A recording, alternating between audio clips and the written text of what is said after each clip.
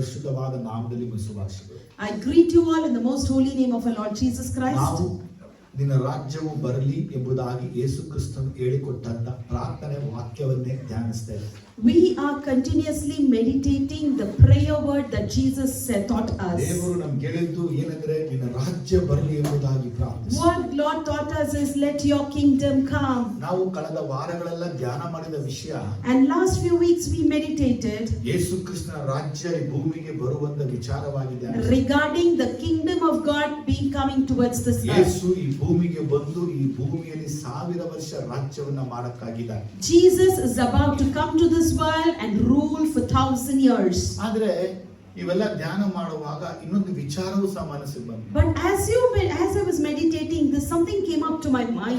ನಿನ್ನ ರಾಜ್ಯವು ಬರಲಿ ಅಂದಾಗಲೇ ಈ ಟಾಪಿಕ್ ದೇವರು ಅವತ್ತೇ ನನಗೆ ಕೊಟ್ಟಿದ್ದು. Let your kingdom come. This topic was God has given me earlier on that day. ಯಾಕಂದ್ರೆ ಯೇಸು ಸ್ವಾಮಿ ತಂದೆಯಾದ ದೇವರಿಗೆ ಹೇಳಿದಂತ ಮಾತು ನಿನ್ನ ರಾಜ್ಯ ಬರಲಿ. Because Jesus Christ said to Father God saying, let your kingdom come. ಈಗ ನಾವು ಈ ವಾಕ್ಯವನ್ನ ಸ್ವಲ್ಪ ಕೇಳುವಾಗ ತಂದೆಯಾದ ದೇವರ ರಾಜ್ಯ ಯಾವಾಗ ಬರುತ್ತೆ? So as we listen to this word, we need to think and see when the kingdom of Father would come. ಅಂದ್ರೆ ತಂದೆಯಾದ ದೇವರ ರಾಜ್ಯ ಯಾವಾಗ ಬರುತ್ತೆ? When will the kingdom of our Father come? ನೋಡಿ, ಈ ಭೂಮಿಯಲ್ಲಿ ಪ್ರಥಮ ಒಬ್ಬ ರಾಜ ಆದವನು ನಿಮ್ರೋದ್ ಅನ್ನುವಂಥವನು. The first and foremost king of this world was Nimrod. ಅನಂತರ ಐಗುಪ್ತರು ಆಳಿದರು. And after him we see the Egyptians rule. ಅನಂತರ ಅಶ್ಶೂರ್ಯರು ಆಳಿದರು. Then the Assyrians ruled.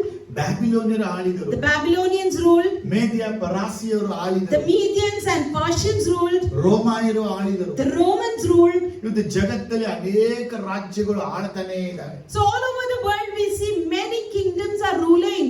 ಆದ್ರೆ ಇವರೆಲ್ಲಾ ರಾಜ್ಯಕ್ಕಿಂತ ವಿಭಿನ್ನವಾದಂತ ರಾಜ್ಯ ಭೂಮಿ ಬರಕ್ಕಾಗಿದೆ. Other than all these kingdoms we see a different kingdom coming to this earth. ವಿಭಿನ್ನವಾದ ರಾಜ್ಯ ಏನಂತ ಕೇಳಿದ್ರೆ, and if you ask me what the different kingdom ಇದೇ is, ಭೂಮಿಯಲ್ಲಿ ಯೇಸು ಕ್ರಿಸ್ತನು ಬಂದು 1000 ವರ್ಷ ರಾಜ್ಯವನ್ನ ಮಾಡ್ತಾನೆ. in the same earth Jesus Christ would come and rule for 1000 years. ಈ 1000 ವರ್ಷ ರಾಜ್ಯವಾದರೆ ಸಮಾಧಾನ ಮಾತ್ರ ಇರುತ್ತೆ. and for this 1000 years rule we see only peace. ಇವತ್ತು ಜಗತ್ತಲ್ಲಿ ಯಾವುದು ಏನು ಸುದ್ದಿಗಳನ್ನ ಕೇಳಿ ನಮ್ಮ ಸಮಾಧಾನ ನೆಮ್ಮದಿ ಹಾಳು ಮಾಡ್ತಾ ಇದೆಯೋ, so whatever we see around us we listen to it and we are ruining our peace that is in us. ಯೇಸುವಿನ 1000 ವರ್ಷ ರಾಜ್ಯ ಬರದಲ್ಲಿ ಇದು ಇರುವುದೇ ಇಲ್ಲ. in the 1000 years of our Lord Jesus Christ these things wouldn't be. ಮೊದಲನೇದಾಗಿ ದೇವರು ಮಾಡೋ ಕಾರ್ಯ ಏನು ಗೊತ್ತಾ? You know what the first thing the Lord does? ಮನುಷ್ಯರನ್ನು ಪ್ರಾಣಿಗಳಿಗೂ ಸಮಾಧಾನ ಮಾಡ್ತಾನೆ. God would bring peace to man and animals. ಚಿಕ್ಕ ಮಗು ಹೋಗಿ ಹುತ್ತದ ಒಳಗೆ ಕೈ ಹಾಕಿದ್ರು ಹಾವು ಮಗುವನ್ನ ಕಚ್ಚುವುದಿಲ್ಲ. If a small infant goes and puts its hand in the handhold, the snake would not bite. ಮನುಷ್ಯರಿಗೆ ಹುಲಿ ಸಿಂಹ ಚಿರತೆಗಳು ಏನು ಮಾಡೋದೇ ಇಲ್ಲ. and the wild animals will not harm human beings. ಮನುಷ್ಯನ ಆಯುಷು ಮರಕ್ಕೆ ಸಮಾನವಾಗಿರುತ್ತೆ. The lifespan of man will be equivalent to a tree. ಒಂದು ವೇಳೆ ಆ ಮನುಷ್ಯ ಪಾಪವನ್ನ ಮಾಡಿಬಿಟ್ರೆ 100 ವರ್ಷ chance ಮಾನಸಾಂತರ ಹೊಂದಕ್ಕೆ. If in case a man commits sin, he has 100 years for his repentance. ಇದೇ ಭೂಮಿಯಲ್ಲಿ ಯೇಸು ಕ್ರಿಸ್ತನು ಮಾಡುವ 1000 ವರ್ಷ ರಾಜ್ಯವಾದ ನಡೆಯುವಂತ ಘಟನೆಗಳು. So this is a thing what the Lord does in his 1000 years rule in the same earth. 1000 ವರ್ಷ ರಾಜ್ಯದಲ್ಲಿ ಯೇಸು ಕ್ರಿಸ್ತನು ಇದೇ ಭೂಮಿಯಲ್ಲಿ ದೇವರಿಗೆ ಆಲಯವನ್ನ ಕಟ್ಟುತ್ತಾನೆ. In this 1000-year rule, a world in the Jesus would build a temple in this world itself. ಇಲ್ಲಿ ಆಲಯವನ್ನ ಕಟ್ಟಿ ಮತ್ತೆ ಇಲ್ಲಿ ಯಜ್ಞಗಳು ಹೋಮಗಳನ್ನು ಅರ್ಪಿಸಲಾಗುತ್ತೆ. And again the temple would be built and offerings and incense would be offered. ನಾನು ದೇವರಿಗೆ ನನ್ನ ಪ್ರಶ್ನೆಯನ್ನ ಕೇಳಿದೆ. I asked my Lord, ಯೇಸುವೇ ಕಡೆ ಯಜ್ಞವಾದ ಮೇಲೆ ಮತ್ತೆ ಯೇಸುವಿನ ಕಾಲದಲ್ಲಿ ಯಜ್ಞಗಳು ಹೋಮಗಳು when Jesus himself is the lamb that was slaughtered, why do we need other sacrifice and incense? ಅವಶ್ಯಕತೆ ಇಲ್ವಲ್ಲ. It's not necessary, right? ಅದಕ್ಕೆ ನಿನ್ನೆ ಹೇಳಿದ ಮಾತು ನನಗೆ, and yesterday the Lord said to me, ನನ್ನ ಜನರು ಉಪಕಾರ ಸ್ಮರಣೆ ಮಾಡುವುದಕ್ಕಾಗಿ ಬಲಿಗಳನ್ನು ಅರ್ಪಿಸುವರು. my people would offer sacrifice in the memory of thanksgiving. ಯಾಕಂದ್ರೆ ಬುಕ್ ಆಫ್ ಎಜೆಕಿಯಲ್ ನ ಓದುವಾಗ ಬಲಿಗಳ ಬಗ್ಗೆ ಬರೆಯಲ್ಪಟ್ಟಿದೆ. If you read in the book of Ezekiel, we see about offerings. ಯೇಸುವಿನ 1000 ವರ್ಷ ರಾಜ್ಯ ಬರದಲ್ಲಿ ಜನಗಳು ದೇವರಿಗೆ ಬಲಿಗಳನ್ನು ಅರ್ಪಿಸುವ ಉದ್ದೇಶ. In the 1000 years rule, people would offer sacrifice with an intention. ದೇವರು ನಮಗೆ ಮಾಡಿದ ಉಪಕಾರ ಸಹಾಯ ಅದ್ಭುತಗಳಿಗಾಗಿ. For all Lord has done to us. ಮೊದಲನೇದಾಗಿ ನಾವು ಧ್ಯಾನ ಮಾಡ್ತೀವಿ ಇವತ್ತು. So firstly we will see ಈ today. ದೇವರ ರಾಜ್ಯ ಅಂದ್ರೆ ಏನು? So what is the kingdom of God? ಎರಡನೇದಾಗಿ ಈ ದೇವರ ರಾಜ್ಯ ಯಾವಾಗ ಬರುತ್ತೆ? And when will the kingdom of God come? ಅದನ್ನ ತಿಳ್ಕೊಬೇಕು. Let's know about it. Amen. Amen. ಮತ್ತೆ ಸುವಾರ್ತೆ 6ನೇ ಚಾಪ್ಟರ್ 10ನೇ ವಾಕ್ಯದಲ್ಲಿ Matthew chapter 6 verse 10. Your kingdom come, your will be done on earth as it is in heaven. ಯೇಸು ನಮಗೆ ಪ್ರಾರ್ಥನೆ ಹೇಳಿಕೊಟ್ಟಿದ್ದು So Jesus taught us to pray. ನಿನ್ನ ರಾಜ್ಯವು ಬರಲಿ ಎಂಬುದಾಗಿ ಪ್ರಾರ್ಥಿಸಿ. He said us to pray saying, your kingdom come. ಇಲ್ಲಿ ತಂದೆಯಾದ ದೇವರ ರಾಜ್ಯವು ಈ ಭೂಮಿಯಲ್ಲಿ ಬರಬೇಕು ಎಂಬುದಾಗಿ ಯೇಸು ಸ್ವಾಮಿಯೇ ಆಸೆಪಟ್ಟು ಪ್ರಾರ್ಥನೆ ಮಾಡಕ್ಕಾಗಿ ಹೇಳಿದ್ದಾರೆ. So here Jesus Christ himself is wishingly asking us to pray for the kingdom of Father to come in this earth. ಈ ವಾಕ್ಯ ನಮ್ಗೆ ಎಷ್ಟು ಅದ್ಭುತವಾಗಿ ವಿವರಿಸ್ತಾ ಇದೆ ಅಂದ್ರೆ So this word is so beautifully explaining itself to us. ತಂದೆಯಾದ ದೇವರ ರಾಜ್ಯ ಯಾವಾಗ ಬರುತ್ತೆ? When will the Father God's kingdom come? ತಂದೆಯಾದ ದೇವರ ರಾಜ್ಯ ಹೆಂಗಿರುತ್ತೆ? And how will be his kingdom? ತಂದೆಯಾದ ದೇವರ ರಾಜ್ಯ ನಾವೆಲ್ಲ ಹೇಗಿರ್ತೀವಿ? And in his kingdom, how would we people be? ಅದು ಅದ್ಭುತವಾಗಿ ಬಯಲ್ಪಟ್ಟಿದೆ. It's very beautifully ನೋಡಿ, written. ಯೇಸುವೇ ಸ್ವತಃ ಸುವಾರ್ತೆಯಲ್ಲಿ ಕೆಲವೊಂದು ತಂದೆಯಾದ ದೇವರ ರಾಜ್ಯದ ಕುರಿತಾಗಿ ಮಾತಾಡಿದ. See, Jesus Christ himself in his gospel, he has written few times about Father God. ಅದು ಮತ್ತಾಯ ಬರೆದ ಸುವಾರ್ತೆ 13ನೇ ಅಧ್ಯಾಯದಲ್ಲಿ In Matthew chapter 13, ಅದು 43ನೇ ವಾಕ್ಯವನ್ನು ನಾವು verse 42, we can see, they will throw them into the fiery furnace, where they will be weeping and gnashing of teeth. ಆಗ ನೀತಿವಂತರು ತಮ್ಮ ತಂದೆಯ ರಾಜ್ಯದಲ್ಲಿ ಸೂರ್ಯನಂತೆ ಪ್ರಕಾಶಿಸುವರು. ಕಿವಿಯುಳ್ಳವನು ಕೇಳಲಿ ಅಂದನು. Amen. Then the righteous will shine like the sun in the kingdom of their Father. ನೋಡಿ, Jesus ಹೇಳಿದ ಮಾತೇನು ಗೊತ್ತಾ? You see what Jesus taught us? ನೀತಿವಂತರು ತಮ್ಮ ತಂದೆಯ ರಾಜ್ಯದಲ್ಲಿ ಸೂರ್ಯನಂತೆ ಪ್ರಕಾಶಿಸುವರು. The righteous will shine like sun. ಇಲ್ಲಿ ಯೇಸು ಹಿಂಗೆ ಹೇಳಿಲ್ಲ, Jesus didn't say like this. ನೀತಿವಂತರು ನನ್ನ ರಾಜ್ಯದಲ್ಲಿ ಸೂರ್ಯನಂತೆ ಪ್ರಕಾಶಿಸುವರು ಅಂತ ಹೇಳಿ. He didn't say the righteous people in my kingdom they will shine like sun. ಅದ ಹೇಳಿದ ವಿಷಯ He's saying as ತಮ್ಮ ತಂದೆಯ ರಾಜ್ಯದಲ್ಲಿ. in his Father's kingdom. ಆದರೆ ತಂದೆಯ ರಾಜ್ಯದಲ್ಲಿ ಸೂರ್ಯನಂತೆ ಪ್ರಕಾಶಿಸುವಂತವರು ನೀತಿವಂತರು. So in Father's kingdom we see the righteous people will shine forth like sun. ಆದರೆ ಒಂದು ವಿಚಾರ ನಾವು ತಿಳ್ಕೊಂಡು, So one thing we need to ಏನು understand. ತಂದೆಯ ರಾಜ್ಯ ಅನ್ನೋದು ಇದೆ. So there's something called Father's ಆ kingdom, ತಂದೆಯ ರಾಜ್ಯದಲ್ಲಿ ನೀತಿವಂತರುಗಳು ಮಾತ್ರ ಹೋಗ್ತಾರೆ. and only righteous people will go to the ಆ Father's kingdom. ನೀತಿವಂತರುಗಳು ಮಾತ್ರ ಸೂರ್ಯನಂತೆ ಪ್ರಕಾಶಿಸ್ತಾರೆ. And only these righteous people will shine forth like sun. ಈ ಒಂದು ಸಾಮ್ಯ ತುಂಬಾ ಕ್ಲಿಯರ್ ಆಗಿ ಬಯಲ್ಪಟ್ಟಿದೆ. So this parable here clearly says, Jesus ಹೇಳುವಂತ ಮಾತಿದು, the words that Jesus himself ಈ tells, ಭೂಮಿಯನ್ನೇ ಆತನು ಲೋಕವನ್ನೇ ಆತನು ಹೊಲವಾಗಿ ಗುರುತಿಸಿ ಹೇಳಿದ್ದಾನೆ. he is resembling the whole world as a field, ಒಳ್ಳೆಯ ಬೀಜವನ್ನ ಪರಲೋಕದವರೆಂಬುದಾಗಿ ಹೋಲಿಸಿದ್ದಾನೆ. and he is comparing the good seeds to the kingdom of God, ಅಣಜಿಯನ್ನ ಸೈತಾನನವರೆಂದು ಹೇಳಿದ್ದಾನೆ. and the weeds for the people of Satan. Anaji ಬಿತ್ತೋನು ಸೈತಾನ ಒಬ್ಬ ವೈರಿ ಅಂತನು ಯೇಸು And ಹೇಳಿದ್ದಾನೆ. God who sows the weeds are the enemy, that is Satan. ಸುಗ್ಗಿ ಕಾಲ ಅಂದ್ರೆ ಯುಗದ ಸಮಾಪ್ತಿ ಅಂತ ಆತ ಹೇಳಿದ್ದಾನೆ. And the harvest time means the end of the age, he says. ಕುಯ್ಯುವವರೆಂದ್ರೆ ದೇವದೂತರು ಎಂಬುದಾಗಿ The ಹೇಳಿದ್ದಾನೆ. harvesters are the angels. ಹೇಗೆ ಅಣಜಿಯನ್ನ ಆರಿಸಿ ತೆಗೆದು ಸುಟ್ಟು ಬಿಡುತ್ತಾರೋ ಹಾಗೆ ಯುಗದ ಸಮಾಪ್ತಿಯಲ್ಲಿ ನಡೆಯುವುದು.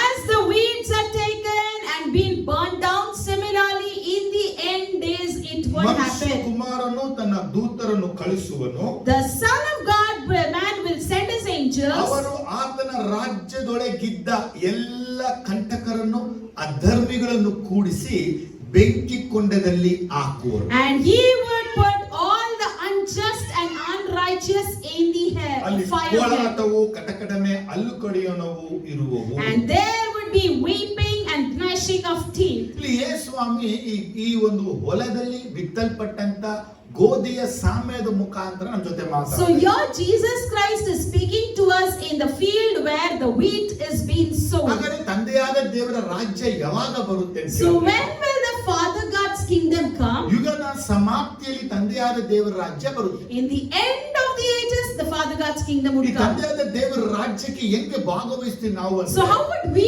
take part in His kingdom? ದೇವದೂತರನ್ನ Yesu ಸ್ವಾಮಿನೇ ಕಳಿಸಿಕೊಡ್ತಾನೆ. Jesus Himself will send forth His ಇಲ್ಲಿ angels. ಯೇಸು ಸ್ವಾಮಿ ಮನುಷ್ಯ ಕುಮಾರ ಎಂಬುದಾಗಿನೇ ತನ್ನನ್ನ ಪ್ರೆಸೆಂಟ್ ಮಾಡಿ. Here we see Jesus Christ is presenting Himself as Son of Man. ಇಲ್ಲಿ ದೇವದೂತರುಗಳು ಈ ಭೂಮಿಯಲ್ಲಿ ಬಂದು So here we see the angels would come to this ಈ earth ಹಣಜಿಯನ್ನ ಗೋಧಿಯನ್ನ ಬೇರ್ಪಡಿಸಿ and they would separate the wheat and the weeds. ಗೋಧಿಗಳನ್ನ ಮಾತ್ರ ತೆಗೆದುಕೊಂಡು ಕಣಚಕ್ಕೆ ತುಂಬುತ್ತಾರೆ. And they would take only the wheat and fill it in the barns.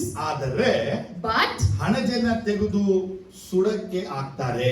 and they would take the weeds and put it into fire. ಇದನ್ನ ಓದುವಾಗ ನನಗೊಂದು ಪ್ರಶ್ನೆ ಬಂತು. And as I read this, I got a question. ದೇವದೂತರಿಗೆ ಹೇಗೆ ಗೊತ್ತಾಗುತ್ತೆ ಇದು ಗೋಧಿ ಇದು Anaji? How will the angels come to know whether this is a wheat or a weed? ನೀವು ಪರೀಕ್ಷೆ ಮಾಡ್ಕೊಳ್ಳಿ. You examine it. ಯಾಕಂದ್ರೆ ಗೋಧಿ ಹೇಗಿರುತ್ತೋ ಅಣಜಿಯು ಅದೇ ರೀತಿ ಸಿಮಿಲರ್ಲಿ ಇರುತ್ತೆ. You see, the wheat and the weeds appear very similar. ಒಂದೇ ರೀತಿ ಇರುತ್ತೆ. They'll be very similar. ಆದ್ರೆ ದೇವದೂತರು ಮಾತ್ರವನ್ನೇ ಇದನ್ನ ಬೇರ್ಪಡಿಸೋದನ್ನ ಬಯಲ್ಪಟ್ಟಿದೆ. But we see only the angels would separate it. Amen. Amen. ಹಾಗಾದ್ರೆ ಹೇಗೆ ದೇವದೂತನು ಗೊತ್ತಾಗುತ್ತೆ ನಾನೊಬ್ಬ ನೀತಿವಂತ? So how can the angels know this, that I am a righteous man? ಆತನು ನೀತಿವಂತನ ತೆಗೆದು ತಂದೆಯ ರಾಜ್ಯದಲ್ಲಿ ಇಡೋಕ್ಕಿಂತ ಮುಂಚೆ Before taking the righteous and placing in God's ಈ kingdom, ಅಧರ್ಮಿಗಳನ್ನು ಮಾತ್ರವಲ್ಲದೆ ಅನೀತಿವಂತರನ್ನ ಫಸ್ಟ್ ಬೇರ್ಪಡಿಸೋದನ್ನ we ಕಾಣ್ತೇವೆ. see him separating all the injustice and the unrighteous ಹೇಗೆ people. ಇದು ನಡೀತಿದೆ? How is this happening? ನೋಡಿ, ಎಲ್ಲರೂ ಪಾಪವನ್ನ ಮಾಡಿ ದೇವರ ಮಹಿಮೆಯನ್ನು ಹೊಂದದೆ ಹೋಗಿದ್ದಾರೆ. Everyone commits sin and they have lost the glory of God. ಎಲ್ಲರೊಳಗೆ ಒಂದು ಪಾಪ ವಾಸವಾಗಿದೆ. In everyone, sin is ಅದು dwelling. ಯಾರ್ಯಾರು ಯೇಸು ಕ್ರಿಸ್ತನ ಮೇಲೆ ನಂಬಿಕೆನ ಇಟ್ಟರೋ ಅವರಿಗೆ ದೇವರ ಮಕ್ಕಳಾಗುವ ಅಧಿಕಾರ ದೇವರು ಕೊಟ್ಟನು. Whoever believes in God, they would be becoming the children of God. God gave that authority to ಪಾಪ them. ಜ್ಞಾನವೇ ಇಲ್ಲದಂತ ಯೇಸುವನ್ನ ನಮಗಾಗಿ ತಂದೆಯಾದ ದೇವರು ಪಾಪಿ ಸ್ವರೂಪಿಯಾಗಿ ಮಾಡಿದನು. And we who do not have the knowledge of sin, God has made us as cleansed by Him. ನಾವು ಇನ್ನೂ ಪಾಪದಲ್ಲೇ ಇದ್ದಾಗಲೇ ಯೇಸು ಜೀವವನ್ನ ಕೊಟ್ಟು ನಮಗೆ ನಿತ್ಯ ಜೀವಕ್ಕೆ ಕರೆದಿದ್ದಾನೆ. When we were still in sin, He gave His life to us and He invited us for the everlasting life. ದೇವರನ್ನ ಹುಡುಕೋರಿಗೂ ಹುಡುಕದವರಿಗೂ ದಿನವೆಲ್ಲ ಕೈ ಚಾಚಿ ಆತ ಕರೆದಿದ್ದಾನೆ. And whoever seeks God, whoever doesn't seek God, He stretches forth His arms and welcomes them. ಯಾರ್ಯಾರೆಲ್ಲ ಆತನ ಒಪ್ಪಿಕೊಂಡರು, Whoever accepted Him, ಆತನ ನಾಮದಲ್ಲಿ ನಂಬಿಕೆ ಇಟ್ಟರು, whoever believed in His name, ಬಾಯಲ್ಲಿ ಅರಿಕೆ ಮಾಡಿದರು, and whoever confessed it, ಕ್ರಿಸ್ತನ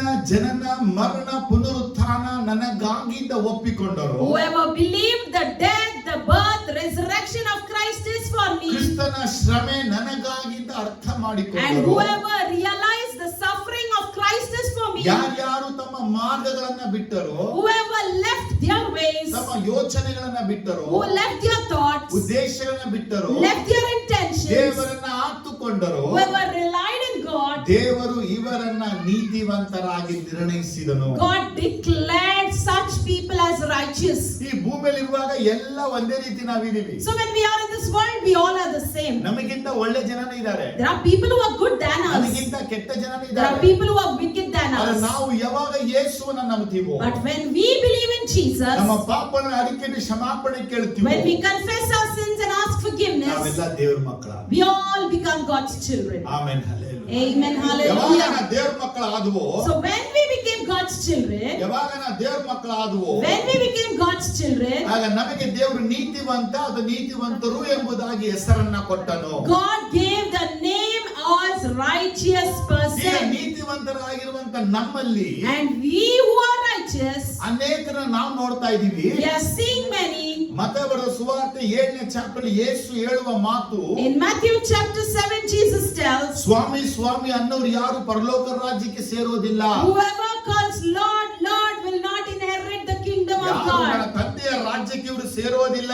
Who they all will not come in my Father's ಯಾಕೆ kingdom. ಇವರು ಸೇರೋದಿಲ್ಲ ಅಂದ್ರೆ Why they don't come? ಇವರೆಲ್ಲ ಅಧರ್ಮಗಳನ್ನ ಮಾಡುವವರು. They all are unjust ಇವ್ರನ್ನ people. ನೋಡಿ ಯೇಸು ಹೇಳ್ತಾನೆ, And looking at them, Jesus ಅಧರ್ಮ tells, ಮಾಡುವವರೇ you unjust people, ನನ್ನಿಂದ ತೊಲಗಿ go ಹೋಗಿ. away from me. 5 ಕಣ್ಣಿಗೆ ಕನ್ನಿಕೆಗಳನ್ನ ನೋಡ್ತೇವೆ. If you look at 5 virgins, 5 ಕನ್ನಿಕೆಗಳು ದೀಪ ಇಟ್ಕೊಂಡಿದ್ರು, ಎಣ್ಣೆ ಇರ್ಲಿಲ್ಲ ಅವರ the 5 virgins, they had their lamp with them, they didn't have oil. ಅವರು ಹೋಗಿ ಬಾಗಿಲನ್ನ ತಟ್ಟಿ ನಮಗೆ ತೆರೀರಿಯಿಂದ ಕೂಗಿದಾಗ, Whereas when they went and knocked the door asking to open it, ಯೇಸು ಹೇಳ್ತಾನೆ, ನಾನು ನಿಮ್ಮನ್ನು ಅರಿಯೆ, ನೀವು ಎಲ್ಲಿಯವರು? Jesus tells, I do not know you, where do you belong to? ಹಾಗಾದ್ರೆ ಈ ಎರಡು ಸಾಮ್ಯಗಳನ್ನು ಏನು ಹೇಳುತ್ತೆ ಅಂತ So ಕೇಳಿದ್ರೆ, these two parables, what is speaking to us? ದೇವರನ್ನ ಹರಿತು ತಿಳಿದ್ರುವೆ ದೇವರ ಚಿತ್ತ ನಡೆಯದೆ ಹೋದರೆ ಅವರನ್ನ ಲಾಲೆಸ್ ಗಳಂತ ಕರೀತಾನೆ ದೇವರು. Even if you know God, walk according to God, He will address you as lawless people. ಲೂಕ ಸುವಾರ್ತೆಯಲ್ಲಿ ಓದುವಾಗ So if you read in Luke, ಅದು ಕರೆಕ್ಟ್ ಆಗಿ ಚರ್ಚ್ ಮತ್ತು ಬಿಲಿವರ್ ಕುರಿತು it ಮಾತಾಡುತ್ತೆ. exactly speaks about church and believer. ಅಂದ್ರೆ ಪಾಸ್ಟರ್ಗಳು ಮಾಡುವಂತ ಸೇವೆ, One ministry done by the pastors, ವಿಶ್ವಾಸಿಗಳು ಮಾಡುವಂತ ಸೇವೆ, the other ministry done by the believers. ಕರ್ತನ ಭೋಜನ ಮಾಡಬಹುದು, It may be ಅದ್ಭುತ communion, ಕಾರ್ಯ ಮಾಡಬಹುದು, doing ಬೋಧನೆ miracles, ಮಾಡಬಹುದು, preaching, ಬೋಧನೆ ಕೇಳಿರಬಹುದು. and even listening to the ಯಾಕೆ ದೊಡ್ಡ teachings. ದೊಡ್ಡ ಸೇವಕರ ಪರಿಚಯ ಸಹ ಇವರಿಗೆ ಇರಬಹುದು. They may be in contact with great ಇವರನ್ನು preachers. ನೋಡಿ ದೇವರು ಹೇಳ್ತಾನೆ, By looking at them, he says, ಅಧರ್ಮಿಗಳೇ ತೊಲಗಿ ಹೋಗಿ. lawless people go away. ನೋಡಿ, ದೇವರ ರಾಜ್ಯಕ್ಕೆ ಸೇರದೇ ಇರುವಂತ ಜನಾಂಗ ಇದು. This is the generation that will not join towards the kingdom of ಆದರೆ God. ಅವರೊಟ್ಟಿಗೆ ನಾವು ಇದ್ದೀವ ಅಂತ ಪರೀಕ್ಷಿಸ್ಕೋಬೇಕು. So it's the time for us to analyze and see whether we are one among them. ಲಾಲೆಸ್ನೆಸ್ ಅಂದ್ರೆ ಏನು ಗೊತ್ತಾ? So you know what is this lawlessness? ಅಧರ್ಮಿಗಳಿಂದ ಅರ್ಥ ಏನು ಗೊತ್ತಾ? You know what's the meaning of ದೇವರ lawlessness? ಆಜ್ಞೆಗೆ ವಿರುದ್ಧವಾಗಿ ನಡೆಯೋದು. Walking against the commandment of God. ದೇವರ ಆಜ್ಞೆಗೆ ವಿರುದ್ಧವಾಗಿ ಜೀವಿಸೋದು. Living against the commandment of ದೇವರ God. ಆಜ್ಞೆಗಳನ್ನ ಮುರಿದು ಮನಸ್ಸಿಗೆ ಬಂದಾಗಿ ಜೀವಿಸೋದು. Breaking the laws of the Lord and walking according to your wish. ದೇವರ ಆಜ್ಞೆಗಳನ್ನ ಜನಗಳ ಮಧ್ಯದಲ್ಲಿ ಮುರಿದು ನಮ್ಮ ಆಜ್ಞೆಗಳನ್ನ ಪಾಲಿಸೋದು. Breaking the laws of God and following our own laws. ಇವರನ್ನೇ ಅಧರ್ಮಿಗಳು ಎಂಬುದಾಗಿ ಕರೆಯಲ್ಪಟ್ಟಿದ್ದಾರೆ. Such people are addressed as lawless ಇವತ್ತು people. ನಮ್ಮನ್ನ ದೇವರು ಅಧರ್ಮಿ ಅಂತ ಕರೀತಾನ ಅಥವಾ ನೀತಿವಂತ ಎಂಬುದಾಗಿ ಕರೀತಾನೆ. So check and see whether God is calling us as lawless people or just people. ಹಾಗಾಗಿ ನಮ್ಮ ಕೈಗಳನ್ನ ತೊಳ್ಕೊಳ್ಬೇಕು, So we need to wash our ನಮ್ಮ hands, ಹೃದಯಗಳನ್ನ ತೊಳ್ಕೊಳ್ಬೇಕು, wash our heart, ನಮ್ಮ ನಡತೆಗಳನ್ನ ತೊಳ್ಕೊಳ್ಬೇಕು, wash our character, ನಮ್ಮ ಮನಸ್ಸುಗಳನ್ನ ತೊಳ್ಕೊಳ್ಬೇಕು. wash our mind. ನಾವು ದೇವರ ಮಕ್ಕಳಾಗಿ ಭೂಮಿಯಲ್ಲಿ ಜೀವಿಸಬೇಕು. We need to live in this world as child of God. Amen, hallelujah. Amen, hallelujah. Amen, hallelujah. Amen, hallelujah. ಮತ್ತೆ ಬರೆದ ಸುವಾರ್ತೆ 25ನೇ ಅಧ್ಯಾಯದಲ್ಲಿ If you see in Matthew chapter 25, 34ನೇ ವಾಕ್ಯದಲ್ಲಿ ಯೇಸು ಹೇಳುವಂತ ಅದ್ಭುತವಾದ ಮಾತು ಇದು. verse 34, we can see the beautiful word that Jesus Jesus says. ಏನ್ ಹೇಳ್ತಾ ಇದ್ದಾರೆ ನೋಡಿ. What is he telling? Then the king will say to those on his right, come you who are blessed by my Father, take your inheritance, your kingdom prepared for you since the creation of the world. Jesus ಈ ಭಾಗದಲ್ಲಿ ಹೇಳ್ತಾ ಇದ್ದಾರೆ, So here we see Jesus telling, ನನ್ನ ತಂದೆಯ ಆಶೀರ್ವಾದ ಹೊಂದಿದವರೇ ಬನ್ನಿರಿ. come you who are blessed by my Father. Jesus ನೀತಿವಂತರಿಂದ ಯಾರನ್ನ ಕರೆದ್ರು, For whom did he call as righteous? ಅವರಿಗೆ ಯೇಸು ಮತ್ತೊಂದು ಹೆಸರನ್ನ ಕೊಟ್ಟು ಕರೀತಾನೆ. For such people he is naming them as ಏನಂದ್ರೆ ನನ್ನ ತಂದೆಯ ಆಶೀರ್ವಾದ ಹೊಂದಿದವರೇ. blessed by my Father. Jesus secret word ಅನ್ನ ಹೇಳ್ತಾ ಇದ್ದಾರೆ. Here Jesus is telling a secret word. ಲೋಕ ಆದಿಯಿಂದ ನಿಮಗೋಸ್ಕರ ಸಿದ್ಧ ಮಾಡಿದ ರಾಜ್ಯವನ್ನ ಸ್ವಾಸ್ಥ್ಯವಾಗಿ ತೆಗೆದುಕೊಳ್ಳಿರಿ. Come and inherit the kingdom prepared for you since the creation of the world. ಏನಂತೆ? What is it? ನಮ್ಮೆಲ್ಲರಿಗಾಗಿ For all of us, ತಂದೆಯಾದ ದೇವರು Father God, ಆದಿಯಿಂದಲೇ ಸೃಷ್ಟಿ ಮಾಡಿದ್ದಾನೆ. from the creation he has created. ಏನ್ ರಾಜ್ಯ? What kingdom? ತಂದೆಯ ರಾಜ್ಯ.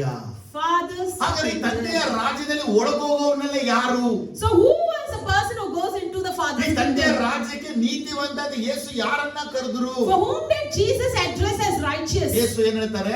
What is he telling? ಆತ ಕೆಳಗೆ ಹೇಳ್ತಾನೆ. He tells down. ಏನಂತ ಹೇಳ್ತಾರೆ ಅಂತ He ಕೇಳಿದ್ರೆ, says as ಯಾರಿಗೆಲ್ಲ ಬಟ್ಟೆ ಇಲ್ವೋ whoever is not having ಅವರಿಗೆ clothes, ಬಟ್ಟೆಯನ್ನ ಕೊಡಿ. you need to clothe them. ಯಾರೆಲ್ಲ ರೋಗದಲ್ಲಿ ಬಿದ್ದಾರೋ And one who is sick, ಅವ್ರಿಗೆ ಆರೈಕೆ ಮಾಡಿ. you look after ಯಾರೆಲ್ಲ them. ಸೆಲೆ ಮೇಲಿದ್ದಾರೋ Whoever are in ಅವರನ್ನ prison, ನೋಡಿ. you visit them. ಯಾರಿಗೆಲ್ಲ ಊಟ ಇಲ್ವೋ Who are hungry, ಅವರಿಗೆ ಊಟ ಕೊಡಿ. you feed them. ಯಾರಿಗೆಲ್ಲ ನೀರಿಲ್ವೋ Whoever are thirsty, ಅವರಿಗೆ ನೀರು ಕೊಡಿ. give them water. ಈ 5 ರೀತಿಯ ಸೇವೆಗಳನ್ನ ಮಾಡುವಂತವರಿಗೆ And one who does these 5 ministries, ಯೇಸು ಸ್ವಾಮಿ ಆಶೀರ್ವಾದ ಹೊಂದಿದವರು.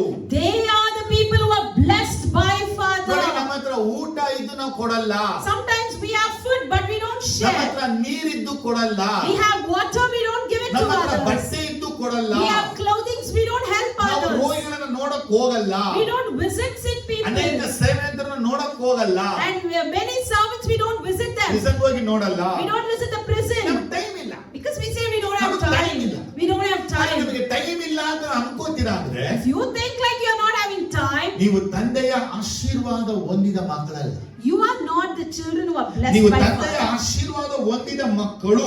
If you are the children blessed by ಆ Father, ತಂದೆ ನಿಮಗಾಗಿ ರಾಜ್ಯವನ್ನ ಸಿದ್ಧ ಮಾಡಿನ ನೀವು ಸ್ವಾಸ್ಥ್ಯವಾಗಿ ಹೊಂದ್ಕೋಬೇಕಾದ್ರೆ if you have to inherit the kingdom that the Father has created for you, 5 ರೀತಿಯ ಸೇವೆಗಳನ್ನ ಕಡ್ಡಾಯವಾಗಿ ಮಾಡುವಂತವರೇ ಯೇಸು ಈ ಭಾಗದಲ್ಲಿ ಹೇಳ್ತಾರೆ. Jesus here is specifically telling you have to do these 5 types of ministries. Amen, hallelujah. Amen, hallelujah. 6ನೇ ವಾಕ್ಯ ನೋಡುವಾಗ And if you see in 46th verse, then they will go away to eternal punishment, but the righteous to eternal life. ಇಲ್ಲಿ ಯೇಸು ಹೇಳ್ತಾರೆ, Here Jesus tells, ಪಾಪಿಗಳಿಗೆಲ್ಲರಿಗೂ ನಿತ್ಯ ಶಿಕ್ಷೆ, for all the sinners they'll go to eternal punishment, ನೀತಿವಂತರಿಗೆಲ್ಲ ನಿತ್ಯ ಜೀವ. and all the righteous will inherit Bible eternal ವಾಕ್ಯ life. ಹೇಳ್ಬಿಡಿ.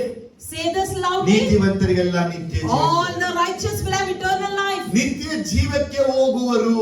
They will go to eternal life. ಏನ್ ಮಾಡಿದ್ರೆ ನಿತ್ಯ ಜೀವಕ್ಕೆ They'll go to ಹೋಗುವರು. eternal ನಿತ್ಯ ಜೀವಕ್ಕೆ life. ಹೆಂಗ್ ಹೋಗ್ತಾರೆ? So how will they go to eternal ನಾವು life? ಸೇವೆ ಎಲ್ಲ ಮಾಡ್ಬಿಟ್ಟು ಹೆಂಗ್ ಹೊಂಟು ಹೋಗ್ತೀವಿ? After doing all this ministry, how will we go? ನಾವೆಲ್ಲ ಹೋಗ್ಬೇಕಾದ್ರೆ ಇಲ್ಲಿ ಮುಖ್ಯವಾದ ಕಾರ್ಯ ಇರೋದು ದೇವದೂತರ ಕಾರ್ಯಗಳು. So after we do all this, the main work is done by the angels. ದೇವದೂತರುಗಳು ನಾವು ನಿತ್ಯ ಜೀವಕ್ಕೆ ನೇಮಿಸಲ್ಪಟ್ಟಿದೀವ, ನಿತ್ಯ ನರಕಕ್ಕೆ ನೇಮಿಸಲ್ಪಟ್ಟಿದೀವ ಎಂಬುದನ್ನು ಬಲ್ಲವರು. The angels themselves know whether we are eligible for eternal punishment or eternal life.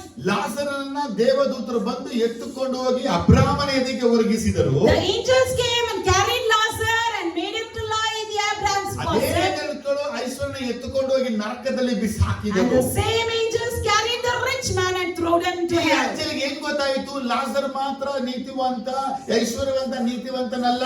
How did these angels come to know that the Lazarus was righteous and rich man was ಅದಕ್ಕೆ unrighteous? Bible ತುಂಬಾ clear ಬಿಟ್ಟಿದ್ದು. So the Bible clearly says, ಭೂಮಿಯಲ್ಲಿ ಯೇಸು ಹುಟ್ಟಿದಾಗ ಮಂಗಳ ಗೀತೆನ ದೇವದೂತರುಗಳು ಆಡಿದರು. when Jesus was born in the world, the glorious song was sung by the ಈ angels. ಭೂಮಿಯಲ್ಲಿ ಸಮಾಧಾನ ಅಂತ ಆಡಿದರು. Peace to the earth, they sang. ಮತ್ತೆ ಲೂಕ ಬರೆದ ಸುವಾರ್ತೆ 15ನೇ ಚಾಪ್ಟರ್ ನ ಓದುವಾಗ If you see Luke chapter 15, ಒಬ್ಬ ಮನುಷ್ಯ ದೇವರ ಕಡೆಗೆ ತಿರುಗಿಕೊಳ್ಳುವಾಗ ಪರಲೋಕದಲ್ಲಿ ಸಂತೋಷ ಉಂಟಾಗುವುದು. we see that when a person turned towards God, the heaven would rejoice. ಅಲ್ಲಿ ಏನಂದ್ರೆ ದೇವದೂತರೊಂದಿಗೆ ಸಂತೋಷ ಪಡುತ್ತೇನೆ ಅಂತ ಜೀಸಸ್ ಹೇಳ್ತಾರೆ. ಅಲ್ಲಿ Here we see Jesus himself telling that he would rejoice ನೀವು with angels. ಮಾನಸಾಂತರ ಹೊಂದಿದ್ದೀರಾ ಹೊಂದಿಲ್ವಾ ಅನ್ನೋದು ದೇವದೂತರಿಗೆ ಚೆನ್ನಾಗಿ ಗೊತ್ತು. Whether you have repented or not, the angels know that very well. ಯಾಕಂದ್ರೆ ನೀವು ದೇವರ ಕಡೆಗೆ ತಿರುಗಿದಾಗ ಆ ದೇವದೂತರು ನಿಮ್ಮನ್ನ ಕಂಡು ಸಂತೋಷ ಪಟ್ಟಿದ್ದು. When you turn towards the angels saw you and they were happy for you. ಪರಲೋಕದ ದೇವದೂತರುಗಳು ಹರ್ಷಿಸೋದು ಯಾವಾಗ ಅಂದ್ರೆ ಈ ಭೂಮಿಯ ಒಬ್ಬ ಪಾಪಿ ದೇವರ ಕಡೆಗೆ ತಿರುಗಿಕೊಳ್ಳುವಾಗ. When will the heaven rejoice? When the sinner turn towards God. Amen, hallelujah. Amen, ನಾನು hallelujah. ದೇವರ ಕಡೆಗೆ ತಿರುಗಿದು ದೇವದೂತರಿಗೆ ಚೆನ್ನಾಗಿ ಗೊತ್ತು. And the angels very well know that when they turn towards ನಾವು God. ಜಗತ್ತಿಗೆ ನೋಟವಾಗಿದೆ ಅಂತ ಪೌಲ ಹೇಳ್ತಾನೆ. Paul says that I am just a sight to the world. ನಾವು ಪಾಪಗಳನ್ನ ಮಾಡುವಾಗ ದೇವದೂತರು ನೋಡ್ತಾರೆ. The angels will see when we come in ನಾವು ಪರಿಶುದ್ಧ sin. ಜೀವನ ಮಾಡುವಾಗ ದೇವದೂತರು The ನೋಡ್ತಾರೆ. angels will see when we live a holy ನಾವು life. ದೇವರ ತಿರುಕೊಳ್ಳೋದ ದೇವದೂತರು The ನೋಡ್ತಾರೆ. angels will see when we repent. ದೇವರಿಂದ ಕಳಿಸಲ್ಪಟ್ಟಂತ ಊಳಿಗದ ಆತ್ಮಗಳು, Because those are the souls sent by God ಈ himself. ದೇವದೂತರುಗಳು ನಮ್ಮನ್ನ ನೀತಿವಂತರಾಗಿ ಪರಿಗಣಿಸ್ತಾರೆ. So the angels here will consider us as righteous. ಇದರಲ್ಲಿ ಒಬ್ಬನು ಮಿಸ್ ಆಗಲು ಚಾನ್ಸ್ ಇಲ್ಲ. And not even one person would miss from here. ಆದ್ರೂ chance ಇದೆ ಅಂತ ಯೇಸು ಸಾಮ್ಯದಲ್ಲಿ ಒಂದು ಮಾತನ್ನ But ಹೇಳಿದ್ರು. in the parable he said there are chances for ಒಬ್ಬ it. ಏನ್ ಮಾಡಿದ್ರು, ಕೊಳೆ ಬಟ್ಟೆ ಹಾಕೊಂಡು ಅವ್ನು ಮನೆ ಹೊಂಟೋಗ್ಬಿಟ್ಟಿದ್ದಾನೆ. One person with the rags he went into the wedding. Sometimes angels ಗಳು ಮಿಸ್ ಮಾಡಲ್ಲ. Sometimes angels don't miss. Miss ಆದ್ರೂ ದೇವರನ್ನ ಕಟ್ಟಿ ಮತ್ತೆ ತಳ್ತಾನೆ ನರಕಕ್ಕೆ. Even by miss if they come, the Lord himself will bind and push him to hell. ಜನರಿಗೆ ವಿಷಯ ಅರ್ಥ ಆಯ್ತು ಈಗ? How many of you understood this? ನೀವು ಎಲ್ಲಿದ್ದೀರಾ? So where are you? ಏನ್ ಮಾಡ್ತಾ ಇದ್ದೀರಾ? What are you doing? ಯಾವ ಮನೆಯಲ್ಲಿದ್ದೀರಾ? In which house are ಯಾವ you in? ಬೆಳಕಲ್ಲಿದ್ದೀರಾ? In which light ಯಾವ are you in? ಕತ್ತಲೆಯಲ್ಲಿದ್ದೀರಾ? In which darkness ಏನ್ are you ವ್ಯವಹಾರ in? ಮಾಡ್ತಾ ಇದ್ದೀರಾ? What business are you in? ದೂತರು ನಿಮ್ಮನ್ನು ನೋಡ್ತಾ The angels are watching over ನಿಮ್ಮ you. ಮಾತನ್ನ ನೋಡ್ತಾ They are watching your ನಿನ್ನ words. ಕ್ರಿಯೆ ನೋಡ್ತಾ They are watching your ನಿನ್ನ action. ಕೆಲಸ ನೋಡ್ತಾ They are watching your deeds. ತಕ್ಕ ಕಾಲ ಬಂದಾಗ At the right time, ನಿಮ್ಮನ್ನ ಗೋಧಿಯನ್ನು ಎತ್ಕೊಂಡೋಗಿ ಅಣಜಿಗೆ ಹಾಕಬೇಕಾ, they will see whether they have to take the wheat and put it in the weed, ಅಣಜಿಗೆ ಹಾಕಬೇಕಾ, in the barns, ಅಥವಾ ಗೋಧಿ ಎತ್ಕೊಂಡೋಗಿ ಕಣಜಕ್ಕೆ ಹಾಕಬೇಕಾ ದೇವದೂತರಿಗೆ ಗೊತ್ತು. or the angels know whether they have to throw the wheat among the weeds or keep it in the barns. Amen, hallelujah. Amen, amen, hallelujah. Hallelujah. Amen, ಲೂಕ hallelujah. ಬರೆದ ಸುವಾರ್ತೆ 12ರಲ್ಲಿ 32 ವಾಕ್ಯವನ್ನು ಓದುವಾಗ If you see in Luke chapter 12 verse 32, ಅಲ್ಲಿ ಯೇಸು ಸ್ವಾಮಿ ಮತ್ತೆ ತಂದೆಯಾದ ದೇವರ ರಾಜ್ಯದ ಕುರಿತು ಮಾತಾಡ್ತಾರೆ. there we see Jesus again speaks about Father God. Do not be afraid, little flock, for your Father has been pleased to give you the kingdom. ಇಲ್ಲಿ ತಂದೆಯಾದ ದೇವರ ರಾಜ್ಯ ಯಾರು ಕೊಡಲ್ಪಡುತ್ತೆ? So for whom will the kingdom be given? ಯೇಸು ಸ್ವಾಮಿ ಹೇಳಿದ್ರು, ಚಿಕ್ಕ ಹಿಂಡೆ. He is addressing it for the little folk. ಚಿಕ್ಕ ಹಿಂಡೆ Little folk. ನೋಡಿ, ದೇವರ ದೃಷ್ಟಿಯಲ್ಲಿ ಚಿಕ್ಕ ಹಿಂಡೋದು. So in God's sight it is a little folk. ಅದು ನಮ್ಮ ದೃಷ್ಟಿ ಚಿಕ್ಕ ಹಿಂಡೆ ಅಲ್ಲ. But in our sight it is not a little ಆದರೆ folk. ಚಿಕ್ಕ ಹಿಂಡಿಗೆ ತಂದೆಯಾದ ದೇವರ ರಾಜ್ಯವನ್ನ ಕೊಡುವುದಕ್ಕೆ ತಂದೆಯಾದ ದೇವರು ಸಂತೋಷವುಳ್ಳವನಾಗಿದ್ದಾನೆ. So Father God is very happy to grant his kingdom to this little folk. ಆದರೆ ಈ ಒಂದು ತಂದೆಯ ರಾಜ್ಯವನ್ನ ನಾವೇನ್ ಸ್ವಂತ ಮಾಡ್ಕೊಳ್ಳೋದು? So how should we inherit this Father's kingdom? ಕೆಳಗೆ ಯೇಸು ಸ್ವಾಮಿ ಹೇಳ್ತಾರೆ, And below the verse ನಿಮ್ಮ Jesus ಗಿಡಗಳನ್ನ tells, ಮಾರಿಬಿಟ್ಟು ದಾನ ಕೊಡಿರಿ, sell your possession and give it to the poor. ಹಳೆವಾಗದಂತ ಅಮ್ಮಣಿಗಳನ್ನು ಮಾಡಿಕೊಂಡು ಪರಲೋಕದಲ್ಲಿ ಲಯವಾಗದ ದ್ರವ್ಯ ಇಟ್ಟುಕೊಳ್ಳಿರಿ. Provide purses for yourself that will not wear out, a treasure in ಅಲ್ಲಿ heaven, ಕಳ್ಳ ಸಮೀಪಕ್ಕೂ ಬರುವುದಿಲ್ಲ, where no thieves would come, ಅದು ನುಸಿ ಹಿಡಿದು nor ನಾಶವಾಗುವುದಿಲ್ಲ. moths destroy. ಆದರೆ ದೇವರು ತನ್ನ ಚಿಕ್ಕ ಹಿಂಡಿಗೆ ತನ್ನ ರಾಜ್ಯವನ್ನ ಕೊಡೋದಕ್ಕೆ ಸಂತೋಷವುಳ್ಳವನಾಗಿದ್ದಾನೆ. So we see here God is very happy to give his kingdom to that small folk. ಯಾರಿಗೆಲ್ಲ ಹಣ, ಕಾಸು, ದುಡ್ಡು, ಆಸ್ತಿ ಇವುಗಳ ಮೇಲೆ ಮನಸ್ಸು ಆಸೆ ಇಟ್ಟಿರ್ತಾರೋ, Whoever has their mind and desire in riches, money, ಇವರ wealth, ಒಂದು ತಂದೆಯಾದ ದೇವರ ರಾಜ್ಯನ ಹೊಂದಿಕೊಳ್ಳಕ್ಕಾಗಲ್ಲ ಅಂತ ಯೇಸು ಸ್ವಾಮಿ ಹೇಳ್ತಾ ಇದ್ದಾರೆ. people cannot inherit the kingdom of God. ಹಾಗಾದ್ರೆ Jesus tells. ತಂದೆಯಾದ ದೇವರು ತನ್ನ ಸ್ವಾಸ್ಥ್ಯವನ್ನ ನಮಗೂ ಕೂಡ ಸಿದ್ಧವಾಗಿರುವಾಗ Because Father God is ready to give his kingdom to us. ಇಲ್ಲಿ ಸ್ವಾಸ್ಥ್ಯ ಅವರ ಸೊತ್ತನ್ನ ನಮಗೂ ಕೊಡಕ್ He ಸಿದ್ಧವಾಗಿದ್ದಾಗ is ready to give his riches to us. ನಾವು ನಮ್ಮ ಸೊತ್ತನ್ನ ನಾವು ದೇವರು ಕೊಡೋದು ನಾವು ಇಟ್ಕೋತಾ ಇದೀವಿ. But what are we doing? We are not giving our riches to God. ಆದ್ರೆ Instead ನಾವು we give. ಸಾಧ್ಯವಾದಷ್ಟು ದೇವರ ರಾಜ್ಯಗಳಿಗಾಗಿ ಹಣ ವೆಚ್ಚ ಮಾಡುವಾಗ As much as can, when we invest our money to his kingdom, ದೇವರು ನಮಗಾಗಿ ಸಿದ್ಧ ಮಾಡಿದ ಸ್ವಾಸ್ಥ್ಯವನ್ನ ನಾವು ಸ್ವಂತ ಮಾಡಿಕೊಳ್ಳಬಹುದು. we can inherit the riches that God has kept for us. Amen, hallelujah. Amen, hallelujah. ಲೂಕ ಬರೆದ ಸುವಾರ್ತೆ 22ನೇ ಅಧ್ಯಾಯದಲ್ಲಿ In Luke chapter 22, 29ನೇ ವಾಕ್ಯದಲ್ಲಿ ಯೇಸು ಸ್ವಾಮಿ ಹೇಳ್ತಾರೆ, in verse 29, Jesus tells, ನನ್ನ ತಂದೆಯು ನನಗೆ ರಾಜ್ಯವನ್ನು ನೇಮಿಸಿದ ಪ್ರಕಾರ ನಾನು ನಿಮಗೆ ರಾಜ್ಯವನ್ನು ನೇಮಿಸುತ್ತೇನೆ ಅಂತ ಹೇಳ್ತಾರೆ. and I confer on you a kingdom just as my Father conferred one on ಹೇಗೆ me. ತಂದೆಯಾದ ದೇವರು ಯೇಸು ಕ್ರಿಸ್ತನಿಗೆ ರಾಜ್ಯವನ್ನ ಕೊಟ್ಟಿದ್ದಾನೆ. How Father God conferred his kingdom to ಇದು Jesus. ದೊಡ್ಡ ವಿಚಾರವೇ ಇದೆ. ಇದು There's a big subject on it. ದೇವರು ಯೇಸುವಿಗೆ ಕೊಟ್ಟ ರಾಜ್ಯ ಅಂತ. That is the kingdom God gave to ಆ ಯೇಸು us. ನಮಗೆ ಆ Jesus. ರಾಜ್ಯವನ್ನ ನಮಗೆ ಕೊಡ್ತಾನೆ. That kingdom Jesus is giving to us. ಎಂತ ಅದ್ಭುತ ಸೌಭಾಗ್ಯ ನೋಡಿ. See, we are so blessed for it. ಯೇಸು ಸ್ವಾಮಿ ಕಡೆ ಭೋಜನವನ್ನ ಮಾಡುವಾಗ ಹೇಳಿದ ಒಂದು ಮಾತು. So when Jesus was doing his last supper, he said this. ಅದ ಏನನ್ನ ಹೇಳ್ತಾರಂದ್ರೆ, What's he telling? ನಾನು ಇವತ್ತು ಈ ದ್ರಾಕ್ಷ ರಸವನ್ನ ಕುಡಿತಾ ಇದ್ದೀನಿ, And today I am drinking this wine. ದೇವರ ರಾಜ್ಯ ಬರುವ ತನಕ ಇದನ್ನ ಕುಡಿಯುವುದೇ ಇಲ್ಲ ಅಂತ ಹೇಳಿದರು. And he said, unless the kingdom of God would come, I would never drink it. ಅಂದ್ರೆ ದೇವರ ರಾಜ್ಯದಲ್ಲಿ ನಾನು ದ್ರಾಕ್ಷ ರಸವನ್ನ ಕುಡಿತೇನೆ ಎಂಬುದಾಗಿ ಯೇಸು So ಹೇಳಿದರು. here Jesus is directly telling, in the kingdom of God I would drink the wine. ನನ್ನ ರಾಜ್ಯದಲ್ಲಿ ಕುಡಿತೇನೆ ಯೇಸು ಹೇಳಿಲ್ಲ. He never said I will drink in my kingdom. 22:18 ಅದನ್ನು ನೋಡಬಹುದು ನೀವು. In 20 to 18 you can see that. ಇದರಿಂದ ದೇವರ ರಾಜ್ಯ ಬರುವ ತನಕ ನಾನು ದ್ರಾಕ್ಷರಸವನ್ನು ಕುಡಿಯುವುದೇ ಇಲ್ಲ ಎಂಬುದಾಗಿ ಹೇಳಿದ್ದೇನೆ. For I tell you, I will not drink again of the fruit of the wine until the kingdom of God comes. ಆಗ ದೇವರ ರಾಜ್ಯದಲ್ಲಿ ಯೇಸು ಸ್ವಾಮಿ ದ್ರಾಕ್ಷರಸವನ್ನ ಕುಡಿತಾರೆ. So only the kingdom of God Jesus would drink wine. ಅದಕ್ಕೆ ಕೆಳಗೆ ಯೇಸು ಸ್ವಾಮಿ ಹೇಳಿದ್ರು, And below that he says, 30ನೇ ವಾಕ್ಯದಲ್ಲಿ, in verse 30, ನನ್ನ ರಾಜ್ಯದಲ್ಲಿ ನೀವು ಕೂತು ನನ್ನ ಮೇಜಿನ ಮೇಲೆ ಊಟ ಮಾಡುವಿರಿ, ಕುಡಿಯುವಿರಿ, ಸಿಂಹಾಸನದಲ್ಲಿ ಕುಳಿತುಕೊಂಡು ಇಸ್ರಾಯೇಲ್ 12 ಕುಲಗಳಿಗೆ ನ್ಯಾಯವನ್ನ ತೀರಿಸುವಿರಿ. So that you may eat and drink at my table in my kingdom and sit on throne judging the 12 tribes of Israel. ಯೇಸು ಸ್ವಾಮಿ ನನ್ನ ರಾಜ್ಯ ಅಂತ ಹೇಳಿದ್ರು, And your Jesus is telling my kingdom. ಮೇಲೆ ತಂದೆಯ ರಾಜ್ಯ ಅಂತ ಅವ್ರು ಹೇಳ್ತಾರೆ. But above us we saw ಆದರೆ Father's ನನ್ನ kingdom. ರಾಜ್ಯನು ಯೇಸು ಕ್ರಿಸ್ತನ 1000 ವರ್ಷ ರಾಜ್ಯ ಭೂಮಿಯಲ್ಲಿ ನಡೆಯುವಾಗ ಬರೆಯುವಂತ ವಿಷಯ. So your my kingdom means it refers to when it happens in the 1000 years rule of Jesus. Amen hallelujah. Amen hallelujah. Amen hallelujah. Amen hallelujah. Amen hallelujah. Amen ನಮಗೆ hallelujah. ಸುವಾರ್ತೆಲ್ಲ ಚೆನ್ನಾಗಿ ಗೊತ್ತು. We all know all these gospels. ತಂದೆಯಾದ ದೇವರು ಯೇಸುವಿಗೆ ಎಲ್ಲವನ್ನ ಕೊಟ್ಟಿದ್ದಾನೆ. That Father God gave everything to Jesus. Amen. Amen. ಹಾಗಾದ್ರೆ ಅಂತ್ಯ ಸಮಾಪ್ತಿ ಯಾವಾಗ ಬರುತ್ತೆ? So when will this end comes? 1 ಕೊರಿಂಥ 15ನೇ ಅಧ್ಯಾಯಕ್ಕೆ ಬರುವಾಗ When we turn to 1 Corinthians chapter 15 24ನೇ ವಾಕ್ಯ verse 24. ಇಲ್ಲಿ ತುಂಬಾ ಕ್ಲಿಯರ್ ಆಗಿ ಬಲಪಟ್ಟಿದೆ. ರಾಜ್ಯ, ತಂದೆಯಾದ ದೇವರ ರಾಜ್ಯ ಯಾವಾಗ ಬರುತ್ತೆ? The word clearly tells when the kingdom of God would come.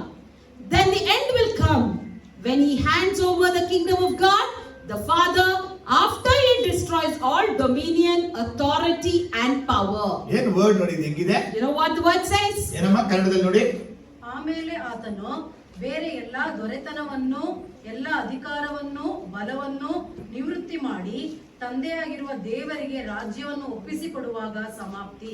ನೋಡಿ, ಸಮಾಪ್ತಿ ಅನ್ನುವಂತ ವರ್ಡ್ ಅನ್ನ ನಾವು ಪ್ರಕಟಣೆ ಲಾಸ್ಟ್ ಅಲ್ಲಿ ನೋಡ್ತೀವಿ. The end, we see it in Revelation last. ಇಲ್ಲಿ ಸಮಾಪ್ತಿವರೆಗೆ ಪೌಲ ನನಗೆ ಒಂದು ವಿಚಾರವನ್ನ ಹೇಳ್ತಾ So ಇದ್ದಾರೆ. here about the end, Paul is telling us something. ಈ ಸಮಾಪ್ತಿ ಯಾವಾಗ ಬರುತ್ತೆ? When will the end come? ಈ ಪ್ರಪಂಚ ಯಾವಾಗ ಅಂತ್ಯ When ಆಗುತ್ತೆ? will the world come to an end? ಅದಕ್ಕೆ ಪೌಲ ಹೇಳ್ತಾ ಇದ್ದಾನೆ, So for that Paul says, ಎಲ್ಲಾ ದೊರೆತನಗಳು, all dominion, ಎಲ್ಲಾ ಅಧಿಕಾರಗಳು, all authority, ಎಲ್ಲ ಬಲಗಳನ್ನ all powers ನಿವೃತ್ತಿ ಮಾಡಿ will be destroyed. ನಾಶಪಡಿಸಿದ ಮೇಲೆ After destroying, ತಂದೆಯಾದ ದೇವರಿಗೆ ರಾಜ್ಯವನ್ನ ಒಪ್ಪಿಸಿ ಕೊಡುವಾಗ, and after giving it the kingdom of God to Father. ಮತ್ತೆ ಜಗತ್ತೆಲ್ಲ ರಾಜ್ಯ ಆಳ್ತಾ ಇದ್ದಾರೆ.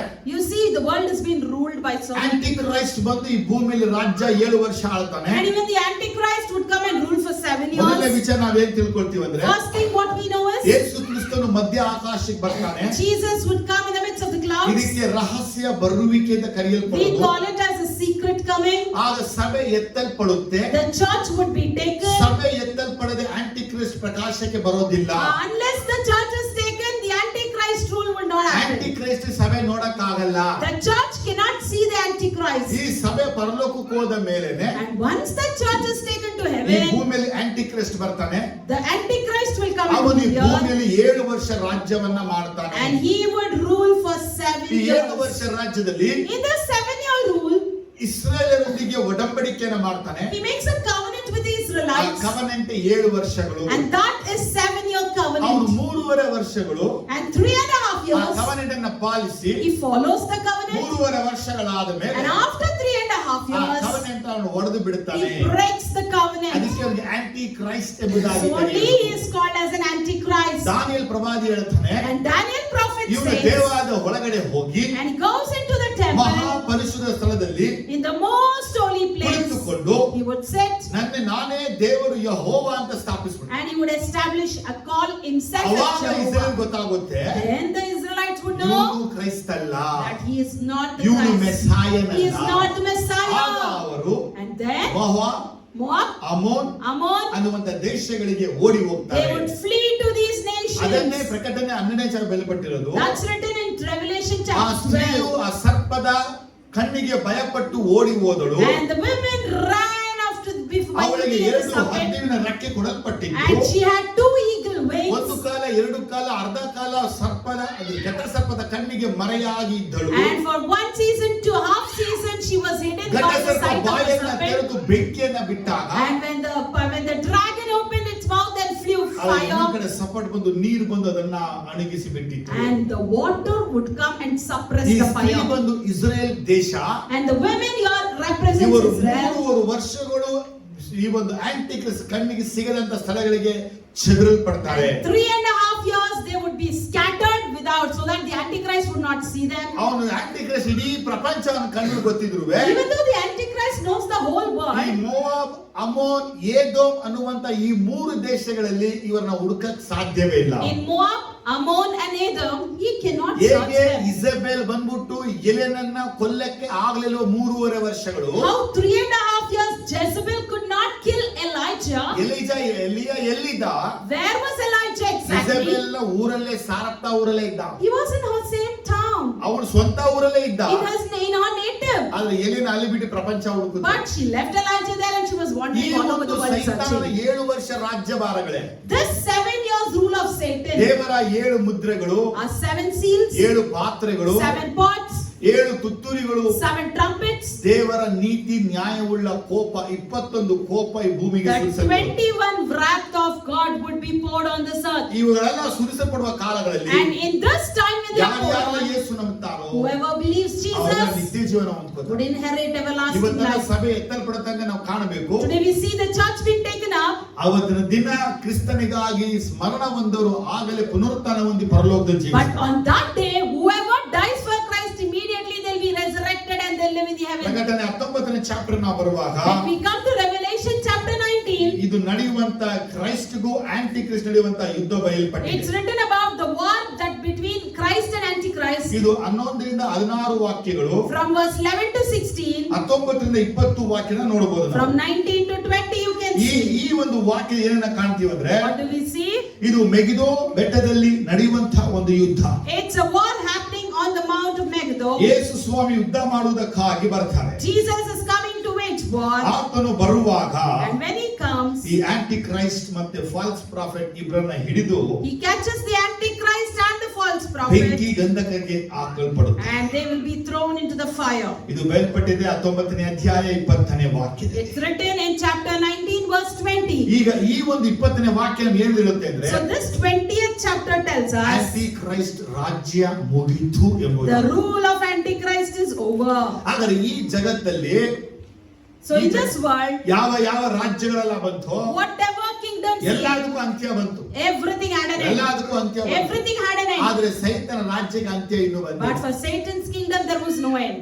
ಈಗ ಯಾವಾಗ ಆಂಟಿಗೆ ಎತ್ಕೊಂಡೋಗಿ ಬೆಂಕಿ ಗಂಧಕಕ್ಕೆ ಹಾಕ್ತಾರೋ When they throw this Antichrist in the burning furnace, ಪ್ರಕಟಣೆ 20ನೇ ಚಾಪ್ಟರ್ ನೋಡುವಾಗ if you see in Revelation ಒಬ್ಬ chapter 20, ಸಾಧಾರಣವಾದ ದೇವದೂತನು ಸೈತಾನನ ಹಿಡಿದು ಸರ್ಪಣೆಯನ್ನು ಹಾಕಿ ಕಟ್ಟಾಕ್ತಾನೆ. a common angel would catch Satan and bind him. ಯಾವ ಸೈತಾನಿಗೆ ಸಭಿಕರು ಭಯಪಡ್ತಾ ಇದ್ದಾರೋ For which Satan, the church and church people are fearing, ಆ ಸೈತಾನನ ಹಿಡಿದು ಸರ್ಪಣೆ ಹಾಕುವುದನ್ನು ಯಾರಂತ ಹೇಳಿದ್ರೆ ಸಾಧಾರಣವಾದ ಪರಲೋಕದ ದೂತ. a common heavenly angel will come and chain ಅವನ him, ಅಧೋಲೋಕಕ್ಕೆ ದೊಬ್ಬಿ ಅವನಿಗೆ ಮುದ್ರೆಯನ್ನು ಹಾಕ್ತಾನೆ. and he will be thrown to the abyss and a seal would be put. 1000 ವರ್ಷಗಳು ಅವನು ಇರಬೇಕಲ್ಲಿ. He has to be there for 1000 years. 1000 ವರ್ಷ ಈ ಭೂಮಿಯಲ್ಲಿ ಸೈತಾನ ಇಲ್ಲ, ಪಾಪ ಇಲ್ಲ, ರೋಗ ಇಲ್ಲ, ವೇದನೆಗಳು ಇಲ್ಲ. So for that 1000 years in this world, there is no Satan, no sin, no pain. ಆದರೆ 1000 ವರ್ಷಗಳು ಏನಾಗುತ್ತೆ? So what will happen in that 1000 years? ಅದು 4ರಿಂದ 6 ವಾಕ್ಯನ ಓದುವಾಗ From verse 4 to 6, if you ಇಲ್ಲಿ see, ಬಯಲ್ಪಟ್ಟಿದೆ ರಿಸರೆಕ್ಷನ್ ಕುರಿತಾಗಿ it ಬಯಲ್ಪಟ್ಟಿದೆ. speaks about resurrection. ಇವರಿಗೆ ಎರಡನೆಯ ಮರಣದಿಂದ ಇವರಿಗೆ ಮರಣ ಸಂಭವಿಸುವುದಿಲ್ಲ ಅಂತ. They will not face death by the second ಆಗ death. ಫಸ್ಟ್ ಆ ರಿಸರೆಕ್ಷನ್ ಆಗೋದನ್ನ ಕಾಣ್ತೀವಿ. They will see about resurrection. ರಿಸಲ್ಟೆಡ್ ಯಾಗುವಂತರು ಯಾರು ಅಂದ್ರೆ Who will be resurrected? ಯೇಸುವಿನ ನಾಮದಲ್ಲಿ ಸಾಕ್ಷಿ ಕೊಟ್ಟವರು, One who testified the name of ವಿಗ್ರಹಗಳಿಗೆ Jesus. ನಮಸ್ಕಾರ ಮಾಡದಿರೋರು, One who did not worship ಮುದ್ರೆಯನ್ನು beasts. ಹಾಕಿಕೊಳ್ಳದಿರುವರು, One who did not put the ಇವರೆಲ್ಲ seal. 1000 ವರ್ಷ ರಾಜರು ಎದ್ದು ಬರ್ತಾರೆ. They all will rise in that 1000 years rule. ಅವರೆಲ್ಲ ಎದ್ದು They'll rise, ಕ್ರಿಸ್ತನೊಂದಿಗೆ 1000 ವರ್ಷ ಆಳುತ್ತಾರೆ. and with Christ they'll rule for 1000 years. ಒಂದು ಕಡೆ ನಾವು ಪರಲೋಕದಿಂದ ಬಂದು ಈ ಭೂಮಿಯಲ್ಲಿ 1000 ವರ್ಷ ರಾಜ್ಯ ಮಾಡ್ತೇವೆ. One side we see we come from heaven and rule for 1000 ಈ years. 1000 ವರ್ಷ ರಾಜ್ಯ ಮಾಡುವಂತ ಯೇಸುವೆ ನಿಜವಾದ ರಾಜನಾಗಿರ್ತಾನೆ. And this Jesus who rules for 1000 years will be the true king. ಆತನ ಕೆಳಗೆ ದಾವೀದನು ರಾಜ್ಯ ಮಾಡ್ತಾನೆ. And under him we see David's rule. ದಾವೀದನ ಕೆಳಗೆ ಅಪೊಸ್ತಲರು ರಾಜ್ಯ ಮಾಡ್ತಾರೆ. And under him we see apostles rule. ಅಪೊಸ್ತಲರ ಕೆಳಗೆ ಸಭೆಯಲ್ಲಿ ಯಾರೆಲ್ಲ ಜಯವನ್ನ ಹೊಂದಿದಾರೋ ಅವರು ರಾಜ್ಯವನ್ನ And ಮಾಡ್ತಾರೆ. under the apostles, whoever in the church were victorious, they would rule. Hallelujah ಬರಲಿಲ್ಲ. ನಾಳೆ ಬಂದು ಇದೇ ಭೂಮಿಯಲ್ಲಿ ನೀವು ರಾಜ್ಯವನ್ನ ಮಾಡಕ್ಕಾಗಿದ್ದೀರಾ. You are about to come and judge in the same ಈ rule. 1000 ವರ್ಷ ಇಡೀ ಜಗತ್ತಿಗೆ ಸಮಾಧಾನ, 1000 years the whole world will be ಸಮಾಧಾನ, peaceful. Peace, ಜ್ಞಾನ, wisdom, ಫರ್ಗಿವ್ನೆಸ್, forgiveness. ಎಲ್ಲ ಧಾರಾಳ. Everything will be in abundance. ಆದರೂ Even though ಆ ದಿನಗಳಲ್ಲಿ on those days, ಯೇಸುವನ್ನ ನಂಬದವರು, people who don't believe Jesus, ಯೇಸುವನ್ನ ಹುಡುಕದು, people who don't see Yesu Jesus, ಬೇಡವಾದವರು, those who reject Jesus. ಮರಳಿನ ಅಸಂಖ್ಯವಾದ ಜನರು ಇರುವರು ಅಂತ Bible Bible says there will be people like sandshore. ವಾಕ್ಯ 7ರಿಂದ 10 ವಾಕ್ಯ ಓದುವ. From verse 7 to 10 if you ಆ see. 1000 ವರ್ಷಗಳು ತೀರಿದ ಮೇಲೆ Once the 1000 years are over, ಸೈತಾನನಿಗೆ ಸೆರೆಯಿಂದ ಬಿಡುಗಡೆಯಾಗುವ, Satan will be released. ಅವನು ಹೊರಗೆ ಬಂದು He comes out. ಭೂಮಿಯ 4 ದಿಕ್ಕುಗಳಲ್ಲಿರುವ ಗೋಗ್ ಮಾಗೋಗ್ ಎಂಬ ಜನಾಂಗಗಳನ್ನು ಮರಳುಗೊಳಿಸಿ He will deceive the nations of the 4 corners of the earth, Gog and Magog, ಅವರನ್ನು ಯುದ್ಧಕ್ಕೆ ಕೂಡಿಸುವ. and gather them for battle. ಅವರ ಸಂಖ್ಯೆಯು ಸಮುದ್ರದ ಮರಳಿನಷ್ಟು ಇರುವುದು. Their number will be like sands on the seashore. ಅವರು ದೇಶವೆಲ್ಲ ಹರಡಿಕೊಂಡು ದೇವಜನರ ದಂಡಿಗೂ ನಮ್ಮ ಪ್ರಿಯ ಪಟ್ಟಣಕ್ಕೂ ಮುತ್ತಿಗೆ ಹಾಕಿದರು. They marched across the breadth of the earth and surrounded the camp on God's ಆಗ people. ಪರಲೋಕದಿಂದ ಬೆಂಕಿ ಹಿಡಿದು ಬಂದು ಅವರನ್ನು ದಹಿಸಿಬಿಟ್ಟಿತು. The fire came down from heaven and devoured them. ಇದಲ್ಲದೆ ಅವರನ್ನು ಮರಳುಗೊಳಿಸಿದ ಸೈತಾನನು ಬೆಂಕಿ, ಹಲ್ಲೆಲೂಯಾ, ಜೋರಾಗಿ ಹಲ್ಲೆಲೂಯಾ. ಅವರನ್ನು ಮರಳುಗೊಳಿಸಿದ ಸೈತಾನನು ಬೆಂಕಿ ಗಂಧಕಗಳು ಉರಿಯುವ ಕೆರೆಗೆ And a devil who deceived them was thrown into the lake of the burning ಅಲ್ಲಿ sulfur, ಮೃಗವು ಸುಳ್ಳು ಪ್ರವಾದಿ ಕೂಡ ಇದ್ದಾರೆ. where beast and false prophet ಅವರು had been. ಹಗಲಿರುಳು ಯುಗಾಂತರಗಳಲ್ಲಿ ಯಾತ್ರೆ ಪಡುವರು. There will be tormented day and night forever and ever. Hallelujah. Hallelujah. ಯಾರು? Who? ಸೈತಾನ, Satan, ಸುಳ್ಳು ಪ್ರವಾದಿ, false prophet, Antichrist. and Antichrist. ಇವನು ಎತ್ಕೊಂಡೋಗಿ ದೇವರು ಬೆಂಕಿ ಗಂಧಕಕ್ಕೆ ಹಾಕ್ತಾನೆ. God will put them in the fury lake. ಸಮಾಪ್ತಿ ಬಂದ್ಬಿಡ್ತಾ? The end has come? ಇಲ್ಲ, ಬಂದಿಲ್ಲ. No, it's not. ಇನ್ನು ಬಂದಿಲ್ಲ. It's not. ಯಾಕೆ ಬಂದಿಲ್ಲ? Why? ಮತ್ತೆ 1 ಕೊರಿಂಥ ಬರುವಾಗ Again, when you come to 1 Corinthians 15ನೇ chapter ಅಲ್ಲಿ chapter 15, ಆತನು 25ನೇ ಒಂದು ಮಾತನ್ನ ಹೇಳ್ತಾನೆ. verse 25, he says, ಅದ ಹೇಳ್ತಾನೆ, he says ತಾನು as, ಎಲ್ಲಾ ವಿರೋಧಿಗಳನ್ನು ತನ್ನ ಪಾದಗಳ ಕೆಳಗೆ ಹಾಕಿಕೊಳ್ಳುವ ತನಕ ರಾಜ್ಯವು ಆಳುವುದು ಅವಶ್ಯ. for he must reign until he puts all his enemies under his feet. ಯೇಸು ಕ್ರಿಸ್ತನ ಪಾದಮ, ಯೇಸು ಕ್ರಿಸ್ತನ So Jesus Christ, ಪಾದಗಳ ಕೆಳಗೆ under his feet, ಎಲ್ಲಾ ವೈರಿಗಳು ಹಾಕಲ್ಪಡಬೇಕು. all the enemies should be put. ಇಲ್ಲಿ ಎಲ್ಲ ಅಂದ್ಬಿಟ್ರೆ All means ಎಲ್ಲ ದೊರೆತನಗಳು, ರಾಜತ್ವಗಳು, ಅಧಿಕಾರಗಳೆಲ್ಲ ಯೇಸುವಿನ ಪಾದ ಕೆಳಗೆ all ಹಾಕಲ್ಪಡಬೇಕು. dominion, all authority, all power should be put under his feet. ಹೌದಾ ಇಲ್ವಾ? Yes or no? ಒಂದು ವಿಚಾರ ಗೊತ್ತು, One thing we know, ಯೇಸು ಪುನರುತ್ಥಾನ ಆದ್ಮೇಲೆ ಹೇಳಿದಂತ ಮಾತು, the words that Jesus said after being ನೋಡಿದ್ರೆ ಈಗ resurrected. ಭೂಮಿಯಲ್ಲೂ ಆಕಾಶವು ಸಕಲ ಅಧಿಕಾರವನ್ನು ಕೊಡಲ್ಪಟ್ಟಿದೆ. See, the heaven and earth, all authority is given to me. ಎಫೆಸ 1:21-22 ಹೇಳ್ಪಟ್ಟಿದೆ. Ephesians 1:21 ಎಲ್ಲ says, ದೊರೆತನ, ರಾಜತ್ವ, ಅಧಿಕಾರ ಯೇಸು ಕ್ರಿಸ್ತನ ಪಾದ ಕೆಳಗೆ ಹಾಕಲ್ಪಟ್ಟಿದೆ. all dominion, authority and power is put under the feet of Jesus Christ. ಆಮೇಲೆ ಹಲ್ಲೆಲೂಯಾ ಹಾಕಲ್ಪಟ್ಟಿದೆ. This been put. ಆದ್ರೆ ಇಲ್ಲಿ ಬರೆತಿರುವ ವಾಕ್ಯ ಏನು? But what is written here? ಇನ್ನು Still, ದೇವರಿಗೆ ಶತ್ರುವಾಗಿರುವಂತನು ಯೇಸುವಿನ ಪಾದದ ಕೆಳಗೆ ಹಾಕಲ್ಪಟ್ಟಿಲ್ಲ. the enemy of God is not put under his feet. Amen. Amen. ಅದನ್ನ ನಾವು ನೋಡ್ತೀವಿ. That's what we ಕೀರ್ತನೆ see 2ರಲ್ಲಿ in Psalms 2. ಇಲ್ಲಿ ಬರೆಯಲ್ಪಟ್ಟಿದೆ, It says, ಕ್ರಿಸ್ತ ಯೇಸುವಿನ ಶತ್ರುಗಳು. the enemies of Christ ಕೀರ್ತನೆ 2 Jesus. ಬಂದು Psalm 2. ಯೇಸು ಕ್ರಿಸ್ತನು ರಾಜ್ಯವನ್ನ ಮಾಡುವ ಕಾಲ ನಡೆಯುವಂತ ಘಟನೆ The ಇದು. incidents that happened when Jesus Christ would ಈ rule. ಭೂಮಿಯಲ್ಲಿ ರಾಜ್ಯಗಳನ್ನ ಮಾಡಬೇಕು. ಯೇಸು ಯಾಕೆ ಅಂತ ಕೇಳಿದ್ರೆ, Why Jesus has to rule over this ಎಲ್ಲಾ nation? ಶತ್ರುಗಳು ಆತನ ಪಾದಕ್ಕೆ ಬಲದ ಹೊರತು ಸುಗದ ಸಮಾಪ್ತಿ ಬರೋದಿಲ್ಲ. Until and unless all the enemies come under his feet, there is no end for the earth. ವಾಕ್ಯ 9 ಹೇಳುತ್ತೆ, Verse 9 tells, ಕಬ್ಬಿಣದ ಗದೆಯಿಂದ ಅವರನ್ನು ನಾಶ ಮಾಡುವಿ, I will rule them with the iron scepter, ಮಣ್ಣಿನ ಮಡಿಕೆಗಳನ್ನು ಎಂಬಂತೆ ಅವರನ್ನು ಒಡೆದು ಹಾಕುವಿ. and I will dash them in pieces like potter. ಆದ್ದರಿಂದ ಅರಸುಗಳಿರ, Therefore kings, ವಿವೇಕಿಗಳಾಗಿರಿ, be wise, ದೇಶಾಧಿಪತಿಗಳಿರ, rulers, ಬುದ್ಧಿಮಾದಲ್ಲಿ ಕಿವಿಗೊಡಿರಿ, be warned, ಯೆಹೋವನನ್ನು ಭಯಭಕ್ತಿಯಿಂದ ಸೇವಿಸಿರಿ, serve the Lord with fear, ನಡುಗುತ್ತಾ ಉಲ್ಲಾಸ ಪಡಿರಿ, rejoice with ಆತನ trembling, ಮಗನಿಗೆ ಮುದ್ದಿಡಿರಿ. kiss the Son. ಯೇಸುವಿಗೆ ಯಾರೆಲ್ಲ ಮುತ್ತು ಕೊಡಲ್ವೋ, Whoever will not kiss Jesus, ಆತನ ಕೋಪವು ಬೇಗನೆ ಪ್ರಜ್ವಲಿಸಲು lest he be angry, ನೀವು ದಾರಿಯಲ್ಲಿ ನಾಶವಾದಿರಿ. and you will be destroyed on your way. ಆತನಿಗೆ ಮುತ್ತು ಕೊಡುವುದಕ್ಕೆ ಮರೆ ಹೊಕ್ಕುವವರು ಧನ್ಯರು. But his wrath can flear for those who ಇಲ್ಲಿ refuge ಮಾತ್ರ in him. ಬಯಲ್ಪಟ್ಟಿದೆ, So what Yesu says, ಕ್ರಿಸ್ತನಿಗೆ ಜನಾಂಗಗಳು, ರಾಜ್ಯಗಳೆಲ್ಲ ಜೀಸಸ್ನ ಕಿಸ್ ಮಾಡುವರು. the nations, the kingdoms would kiss Jesus. ಹಾಗಾದ್ರೆ ಯೇಸು ಕ್ರಿಸ್ತನಿಗೆ ಯಾರೆಲ್ಲ ಬಂದು ಮುತ್ತು ಕೊಡ್ತಾರೋ So whoever comes and kisses ಅವರಿಗೆ Jesus, ದೇವರು ಸಮಾಧಾನವನ್ನ ಕೊಡ್ತಾನೆ. God would bless them with ಅವರಿಗೆ peace, ಶತ್ರುವಾಗಿ ಆತ ಎಣಿಸೋದಿಲ್ಲ. and He will never call them as enemies. ಕೀರ್ತನೆ 45 ನೋಡುವಾಗ If you see in Psalms ಮೂರರಿಂದ 45, ಬರೆಯಲ್ಪಟ್ಟಂತ 6 ವಾಕ್ಯ ಹೇಳುತ್ತೆ, from verse 3 to 6, if you see, ಸೂರ್ಯನೇ ಮಹಿಮಾ ಪ್ರಭಾವವನ್ನು ಧರಿಸಿಕೊಂಡು ಸೊಂಟಕ್ಕೆ ಪಟ್ಟದ ಕತ್ತಿಯನ್ನು ಕಟ್ಟಿಕೋ, ಸತ್ಯತೆ ದೈನ್ಯ ನೀತಿಗಳನ್ನು ಸ್ಥಾಪಿಸುವುದಕ್ಕಾಗಿ ಆ ಡಬರಿಂದ ವಾಹನರೂಢನಾಗಿ ವಿಜಯೋತ್ಸವರೊಡನೆ ಹೊರಡನವಾಗಲಿ. ನಿನ್ನ ಭುಜ ವೈರ್ಯದಿಂದ ಭಯಂಕರ ಕೃತ್ಯಗಳು ನಡೆಯುವವು, ನಿನ್ನ ಬಾಣಗಳು ಮಹಾ ತೀಕ್ಷ್ಣವಾಗಿರುವವು, ಅವು ರಾಜ್ಯ ವಿರೋಧಿಗಳ ಎದೆಯನ್ನು ಭೇದಿಸುವವು, ಶತ್ರು ಜನಾಂಗಗಳು ನಿನ್ನ ಪಾದದ ಕೆಳಗೆ ಬೀಳುವರು. ದೇವರೇ, ನಿನ್ನ ಸಿಂಹಾಸನವು ಯುಗ ಯುಗಾಂತಗಳಲ್ಲಿ ಇರುವುದು, ನಿನ್ನ ರಾಜ್ಯದಿಂದವು ನ್ಯಾಯ ಸ್ಥಾಪಕವಾದದ್ದೇ.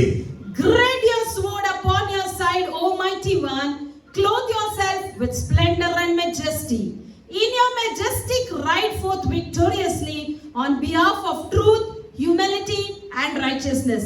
Let your right hand display awesome deeds. Let your sharp arrow pierce the heart of the king's enemy. Amen. Let the enemy fall beneath your feet. Amen. Amen. ಚೆನ್ನಾಗಿ ಆಮೆನ್. Amen. ಕೀರ್ತನೆ 18ರಲ್ಲಿ In Psalms 18, 37ನೇ ವಾಕ್ಯ ಹೇಳುತ್ತೆ, verse 34, ನನ್ನ ಶತ್ರುಗಳನ್ನು 37. ಹಿಂದಟ್ಟಿ ಹಿಡಿದುಕೊಳ್ಳುವೆನು, ಅವರನ್ನು ಇಲ್ಲದಂತೆ ಮಾಡುವವರೆಗೂ ಹಿಂದಿರುಗುವುದಿಲ್ಲ, ಅವರನ್ನು ಹೊಡೆದು ಏಳಲಾರದಂತೆ ಮಾಡುವೆನು, ನನ್ನ ಪಾದಗಳ ಕೆಳಗೆ ಬೀಳುವರು.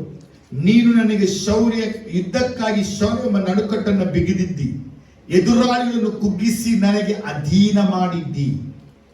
ಆಮೆನ್. Amen. 43ನೇ ವಾಕ್ಯ ಹೇಳುತ್ತೆ, ಜನರ ಕಲಹಗಳಿಗೆ ನನ್ನನ್ನು ತಪ್ಪಿಸಿ ಜನಾಂಗಗಳಿಗೆ ದೊರೆಯಾಗುವಂತೆ ಮಾಡಿದ್ದಿ. ನಾನರಿಯದ ಜನಾಂಗದವರು ಸಹ ನನಗೆ ಅಧೀನರಾಗುವರು, ನನ್ನ ಸುದ್ದಿಯನ್ನು ಕೇಳಿದ ಮಾತ್ರಕ್ಕೆ ನನಗೆ ವಿಧೇಯರಾಗುವರು. ದೇಶಾಂತರದವರು ನನ್ನ ಮುಂದೆ ಮುದುರಿಕೊಳ್ಳುವರು, ಅವರು ಧೈರ್ಯ ಗುಂದಿದವರಾಗಿ ತಮ್ಮ ತಮ್ಮ ಕೋಟೆಗಳಿಂದ ನಡುಗುತ್ತಾ ಬರುವರು.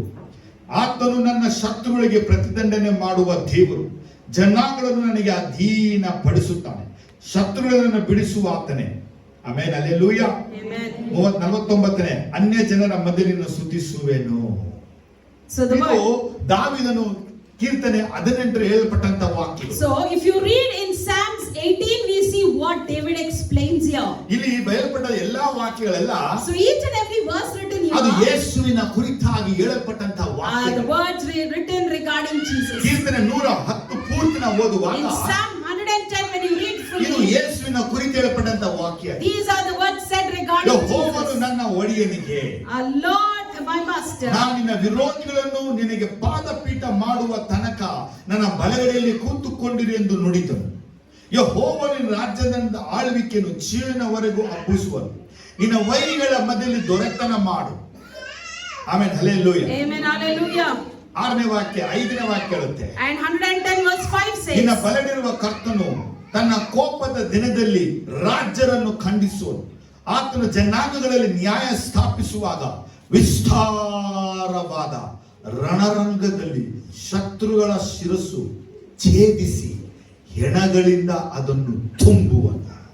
the Lord is at your right hand. He will crush kings on the days of his wrath. He will judge nations, heaping up the dead and crushing the rulers of the whole earth. Amen hallelujah. Amen, hallelujah. Amen hallelujah. Amen, hallelujah. 1 ಕೊರಿಂಥ 15:25 ಓದುವಾಗ, If you see in 1 Corinthians ತಾನು ಎಲ್ಲಾ 15:25, ವಿರೋಧಿಗಳನ್ನು ತನ್ನ ಪಾದಗಳ ಕೆಳಗೆ ಹಾಕಿಕೊಳ್ಳುವ ತನಕ ಯೇಸು ರಾಜ್ಯ ಮಾಡುವುದು ಅವಶ್ಯ. ವಾಕ್ಯ 26 ಹೇಳುತ್ತೆ, ಮರಣವು ಕಡೆ ಶತ್ರುವಾಗಿ ನಿವೃತ್ತಿಯಾಗುವುದು. for he must reign until he put all his enemy under his feet. The last enemy to be destroyed is death. Last enemy ಅಂತೆ. The last enemy. ಯಾರಮ್ಮ last enemy? Who is the last enemy? Bible says death, Death. ಮರಣ. Death. ಏನ ಯೇಸು ಕ್ರಿಸ್ತನು ನರವತಾರ ಎತ್ತಿ ಬಂದಂತ ಉದ್ದೇಶ ಏನಂದ್ರೆ, The main purpose why Jesus came to this earth is ಮರಣದ ಅಧಿಕಾರನ ಅಡಗಿಸಿ ಮರಣ ಬೈದು ಜನರನ್ನ ಬಿಡುಗಡೆ ಮಾಡಕ್ಕೆ, to control the death and deliver his people from the fear of death. ಆಮೇಲೆ ಪ್ರಕಟಣೆ 20ನೇ ಚಾಪ್ಟರ್ ಅಲ್ಲಿ And turn to Revelation chapter 11ರಿಂದ 20. 15 ವಾಕ್ಯನ ಓದುವಾಗ From 11 to 15, if you see, ತುಂಬಾ ಅದ್ಭುತವಾದ ವಾಕ್ಯ ಇದು. Very beautiful verse. ಕನ್ನಡದಲ್ಲಿ ನೋಡಿ. Revelation chapter 20 verse 11 to 15. ಆಮೇಲೆ ಬೆಳ್ಳಗಿರುವ ಮಹಾಸಿಂಹಾಸನವನ್ನು ಅದರ ಮೇಲೆ ಕೂತಿದ್ದಾತನನ್ನು ಕಂಡೆನು. ಆತನೆದುರಿನಿಂದ ಭೂಮ್ಯಾಕಾಶಗಳು ಓಡಿ ಹೋಗಿ ಇನ್ನು ಕಾಣಿಸದ ಹಾಗಾದವು. ಇದಲ್ಲದೆ ಸತ್ತವರಾದ ದೊಡ್ಡವರು ಚಿಕ್ಕವರು ಸಿಂಹಾಸನದ ಮುಂದೆ ನಿಂತಿರುವುದನ್ನು ಕಂಡೆನು. ಆಗ ಪುಸ್ತಕಗಳು ತೆರೆಯಲ್ಪಟ್ಟವು ಮತ್ತು ಜೀವಬಾಧ್ಯರ ಪಟ್ಟಿ ಎಂಬ ಇನ್ನೊಂದು ಪುಸ್ತಕವು ತೆರೆಯಲ್ಪಟ್ಟಿತು. ಆ ಪುಸ್ತಕಗಳಲ್ಲಿ ಬರೆದಿದ್ದ ಸಂಗತಿಗಳ ಆಧಾರದಿಂದ ಅವರವರ ಕೃತ್ಯಗಳ ಪ್ರಕಾರ ಸತ್ತವರಿಗೆ ನ್ಯಾಯ ತೀರ್ಪಾಯಿತು. ಸಮುದ್ರವು ತನ್ನೊಳಗಿದ್ದ ಸತ್ತವರನ್ನು ಒಪ್ಪಿಸಿತು. ಮೃತ್ಯುವು ಪಾತಾಳವು ತಮ್ಮ ವಶದಲ್ಲಿದ್ದ ಸತ್ತವರನ್ನು ಒಪ್ಪಿಸಿದವು. ಅವರಲ್ಲಿ ಪ್ರತಿಯೊಬ್ಬನಿಗೆ ಅವನವನ ಕೃತ್ಯಗಳ ಪ್ರಕಾರ ನ್ಯಾಯ ತೀರ್ಪಾಯಿತು. ಆಮೇಲೆ ಮೃತ್ಯುವು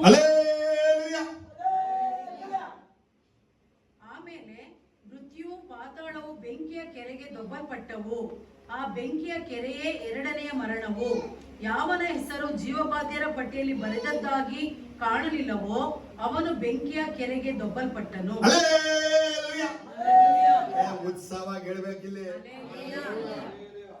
ಸೀಕ್ರೆಟ್ ವಿಷಯ ಗೊತ್ತಾ? You know what's the secret? ನಮ್ಮೆಲ್ಲರ ಹೆಸರು ಜೀವಬಾಧ್ಯರ ಪಟ್ಟಿಯಲ್ಲಿ ಬರೆದಿದೆ. All our names are written in the book of life.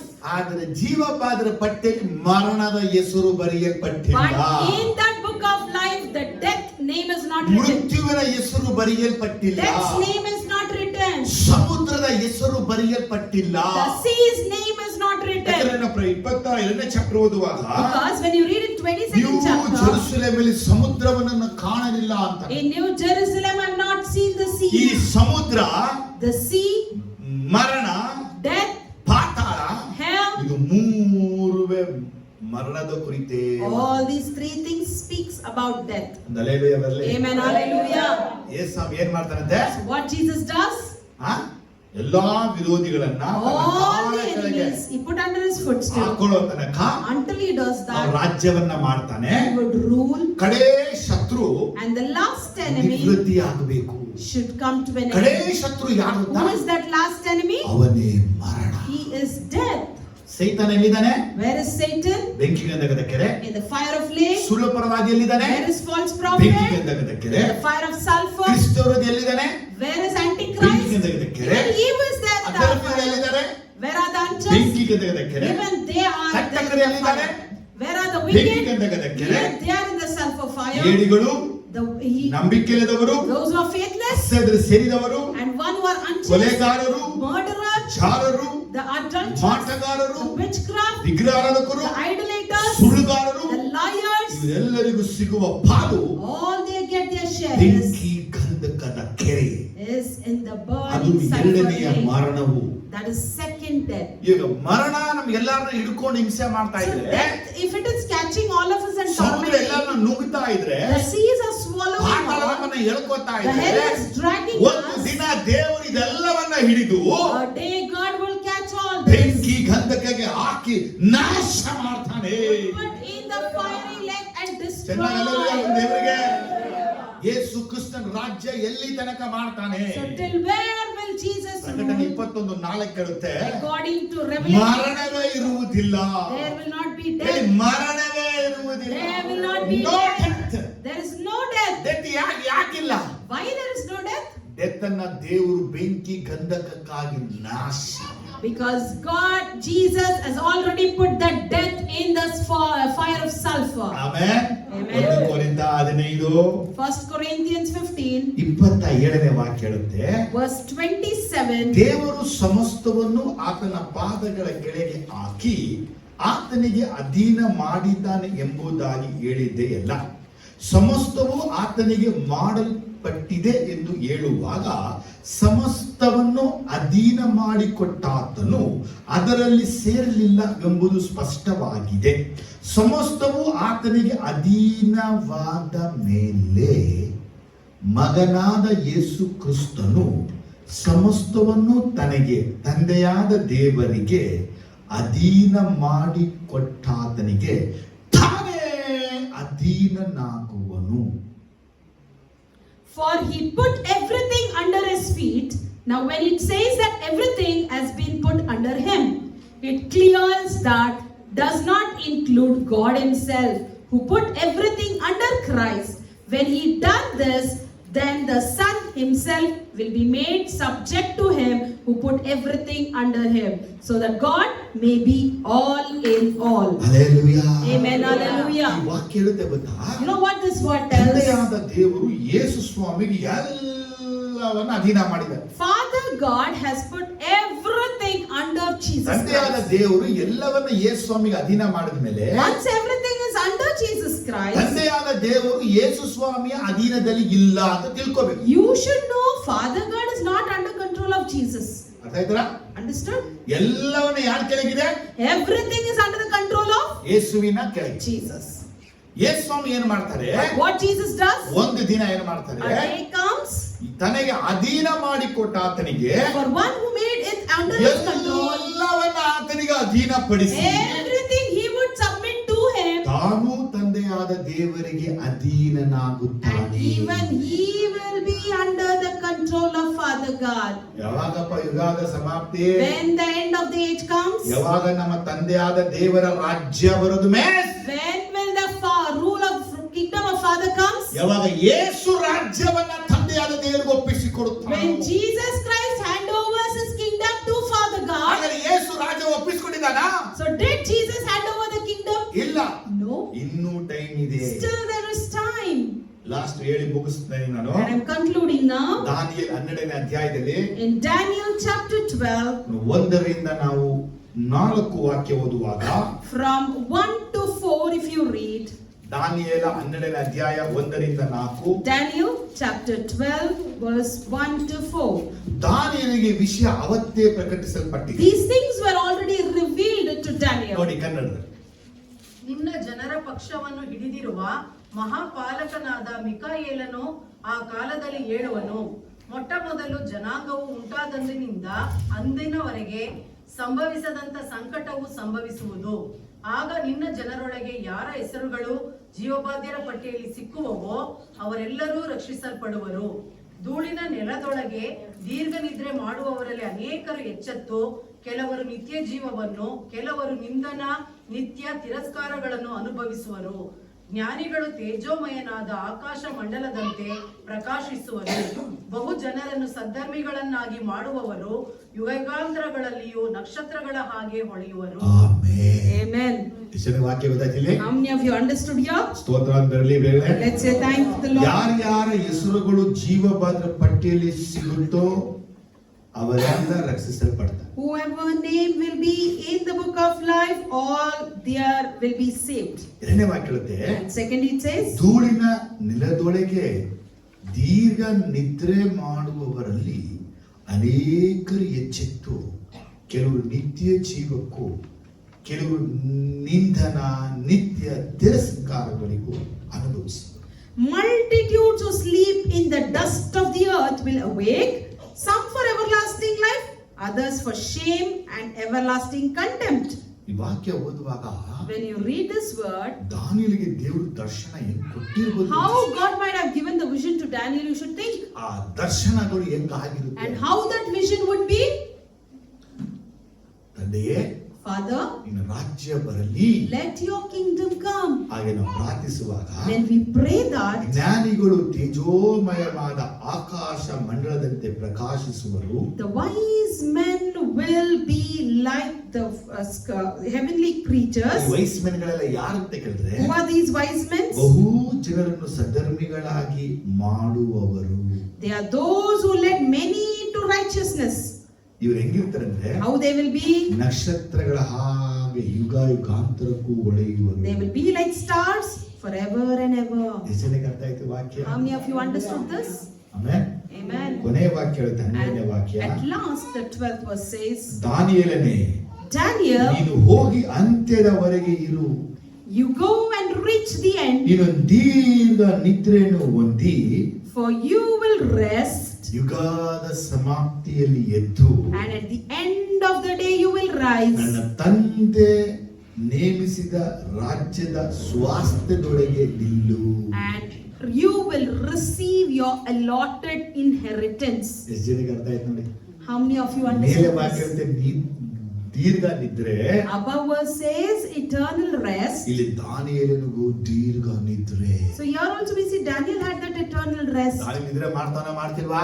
Is Daniel resting or not? ಯೇಸು ಬಂದು ಹೋಗಿ 2000 ವರ್ಷ ಆಯ್ತು. Jesus came and he's gone, it's already 2000 years past. 2000 ವರ್ಷ ನಿದ್ರೆ ಮಾಡ್ತಾವ್ರೆ. The apostles are still resting from 2000 years. Daniel came before them. 500 ವರ್ಷಗಳ ಹಿಂದೆ 500, 600 years before them. Even they are sleeping. Abraham is resting. David is resting. ಆದಾಮನ ಕಾಲ ಎಲ್ಲ From the time of Adam, everyone till now are resting. We ಎರಡು options. We have two options.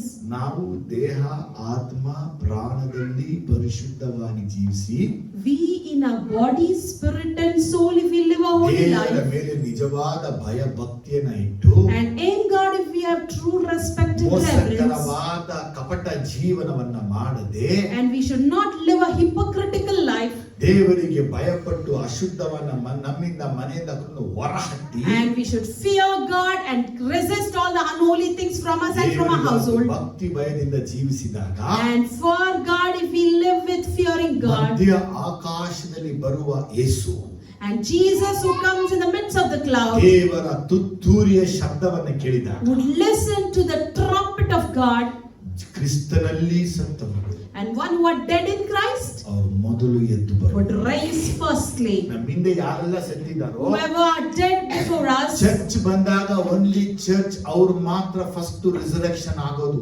I tell you, when the matter of church comes, only the church would be resurrected first. Resurrection ಆಗಲ್ಲ. Others will not. Second coming ಅಲ್ಲಿ second part resurrected ಅಲ್ಲೇ ಆದಾಮನ ಮೊದಲುಗೊಂಡು ಎಲ್ಲ ಇದೆ. In the second coming, that would be the second part of resurrection. From the time of Adam, who all are resting, they would be resurrected. Amen. Amen. ಇವತ್ತು ನಿಮಗೆ ದೇವರ ಮೇಲೆ ಭಯ ಭಕ್ತಿ ಹೆಚ್ಚಾಗಿ, So today, let the fear and reverence for God increase in you. ನಾಳೆನೋ ನಾಳಿದ್ದು ಏಸಪ್ಪ ಯಾವಾಗ ಬೇಕಾದ್ರೂ ಮಧ್ಯ ಆಕಾಶ, Today, tomorrow, any moment, God, Jesus may come to the middle of the Yesu cloud. ಮಧ್ಯ ಆಕಾಶಕ್ಕೆ ಬಂದುಬಿಟ್ರೆ, If he comes in the middle of the cloud, ಯುಗದ ಸಮಾಪ್ತಿಯ ಹತ್ರ ಆಗಿದೆ ನನಗೆ ಬಹು ದೊಡ್ಡ ಸೂಚನೆ. that's the great sign that shows the end of the age is nearing. ನಾವು ಯೇಸು ಮಧ್ಯಾಕಾಶಕ್ಕೆ ಬಂದಾಗ, So when Jesus comes to the middle of the cloud, ಯಾವುದರಿಂದ ಎಳೆಯಲ್ಪಟ್ಟು, by what we are dragged in, ಕಿಸಲ್ಪಟ್ಟು, by what we are bent ನಾವು down, ಇಲ್ಲೇ ಇಳ್ಕೊಳ್ಬಾರ್ದು. we should not retain here. ನಾವು ಎದ್ದು ಒಂದು ಅಯಸ್ಕಾಂತಗೆ ಹೇಗೆ ಕಬ್ಬಿಣ ಅಂಟಿಕೊಳ್ಳುತ್ತೋ, We should arise like the iron is attracted to the magnet. ನಾವು ಯೇಸುವಿಗೆ ಹೋಗಿ ಸೇರ್ಕೋಬೇಕು. We should unite with Jesus. ಬಲಗೆ ಎತ್ತಿ ಹಲ್ಲೆಲೂಯಾ ಅನ್ನಬೇಕು. Say amen, hallelujah. ಸರಿನಾ? Am I right? ದೇವರಿಗೆ ಭಯಪಟ್ಟು ಜೀವಿಸಬೇಕು. So fear God and live. ಇದನ್ನೇ ಯೇಸು ಹೇಳಿಕೊಟ್ಟಿದ್ದು. That is what Jesus is teaching us. ನಿನ್ನ ರಾಜ್ಯ ಬರಲಿ. Let your kingdom come. ಪರಿಶುದ್ಧ ತಂದೆ, Loving Father, ಯೇಸುವಿನ ನಾಮದಲ್ಲಿ in the name of Jesus, ನಿನ್ನ ವಾಕ್ಯ ಧ್ಯಾನಿಸಿ, we have meditated your words. ಆತ್ಮನ ಮುಖಾಂತರ ಮಾತಾಡಿ, Through your spirit you ಈ spoke to us. ಸತ್ಯಗಳಿಗಾಗಿ ಸ್ತೋತ್ರ. Thank you for your ನಿನ್ನ truth. ರಾಜ್ಯ ಬರಲಿ. Let your kingdom ನನ್ನ come. ತಂದೆ ಲೋಕ ಆದಿಯಿಂದ ಸಿದ್ಧ ಮಾಡಿದ ಸ್ವಾಸ್ಥ್ಯವನ್ನ ಸ್ವಂತ ಮಾಡಿಕೊಳ್ಳಿ ಅಂತ ಹೇಳಿದೆ. And you said from the beginning, my Father has prepared an everlasting kingdom you inherited. ನನ್ನ ತಂದೆ ರಾಜ್ಯದ ದ್ರಾಕ್ಷಾರಸವನ್ನ ಕುಡಿಯುತ್ತೇನೆ ಅಂತ ಹೇಳಿದೆ. And you even said, in my Father's kingdom I would drink the wine. ವಾ, ಆ ರಾಜ್ಯ ಯಾವಾಗ ಬರುತ್ತೆ? Lord, when will that kingdom come? ಅದನ್ನ ನಮ್ಮ ಜೊತೆ ನೀವು ಮಾತಾಡಿದ್ರಿ. You spoke to us about it to us. ಎಲ್ಲರಿಗೂ ಭಯ ಭಕ್ತಿ ಕೊಡು. You give us that fear ನಿನ್ನ today. ನಾಮನ ಮಹಿಮೆ ಪಡಿಸು. We should glorify your name. ನಿನ್ನ ನಾಮವನ್ನ ಮಹಿಮೆ We ಪಡಿಸು. should glorify your name. ಯೇಸು ಸ್ವಾಮಿ ಅಂತ ಒಂದು ಗುಣ ಸ್ವಭಾವ ನಮ್ಗೆಲ್ಲರಿಗೂ ಕೊಡು. Like Jesus, let all of us have his quality and character. ನಮ್ಮೆಲ್ಲರನ್ನ Bless ಆಶೀರ್ವದಿಸು. each one of us, O Lord. ನಮ್ಮಲ್ಲಿ ಯಾವ ಗುಣ ಯಾವ ಸ್ವಭಾವ ಎಲ್ಲೆಲ್ಲ ಬದಲಾವಣೆ So ಆಗಬೇಕು. whatever corrections we have to undergo in, ಅಲ್ಲೆಲ್ಲ ಸಂಪೂರ್ಣ ಬದಲಾವಣೆ please ಆಗಲಿ. transform us accordingly. ನಮ್ಮನ್ನ ಸಮರ್ಪಿಸಿ. We commit. ಯೇಸು ನಾಮದಲ್ಲಿ In the name of Jesus we pray, Father.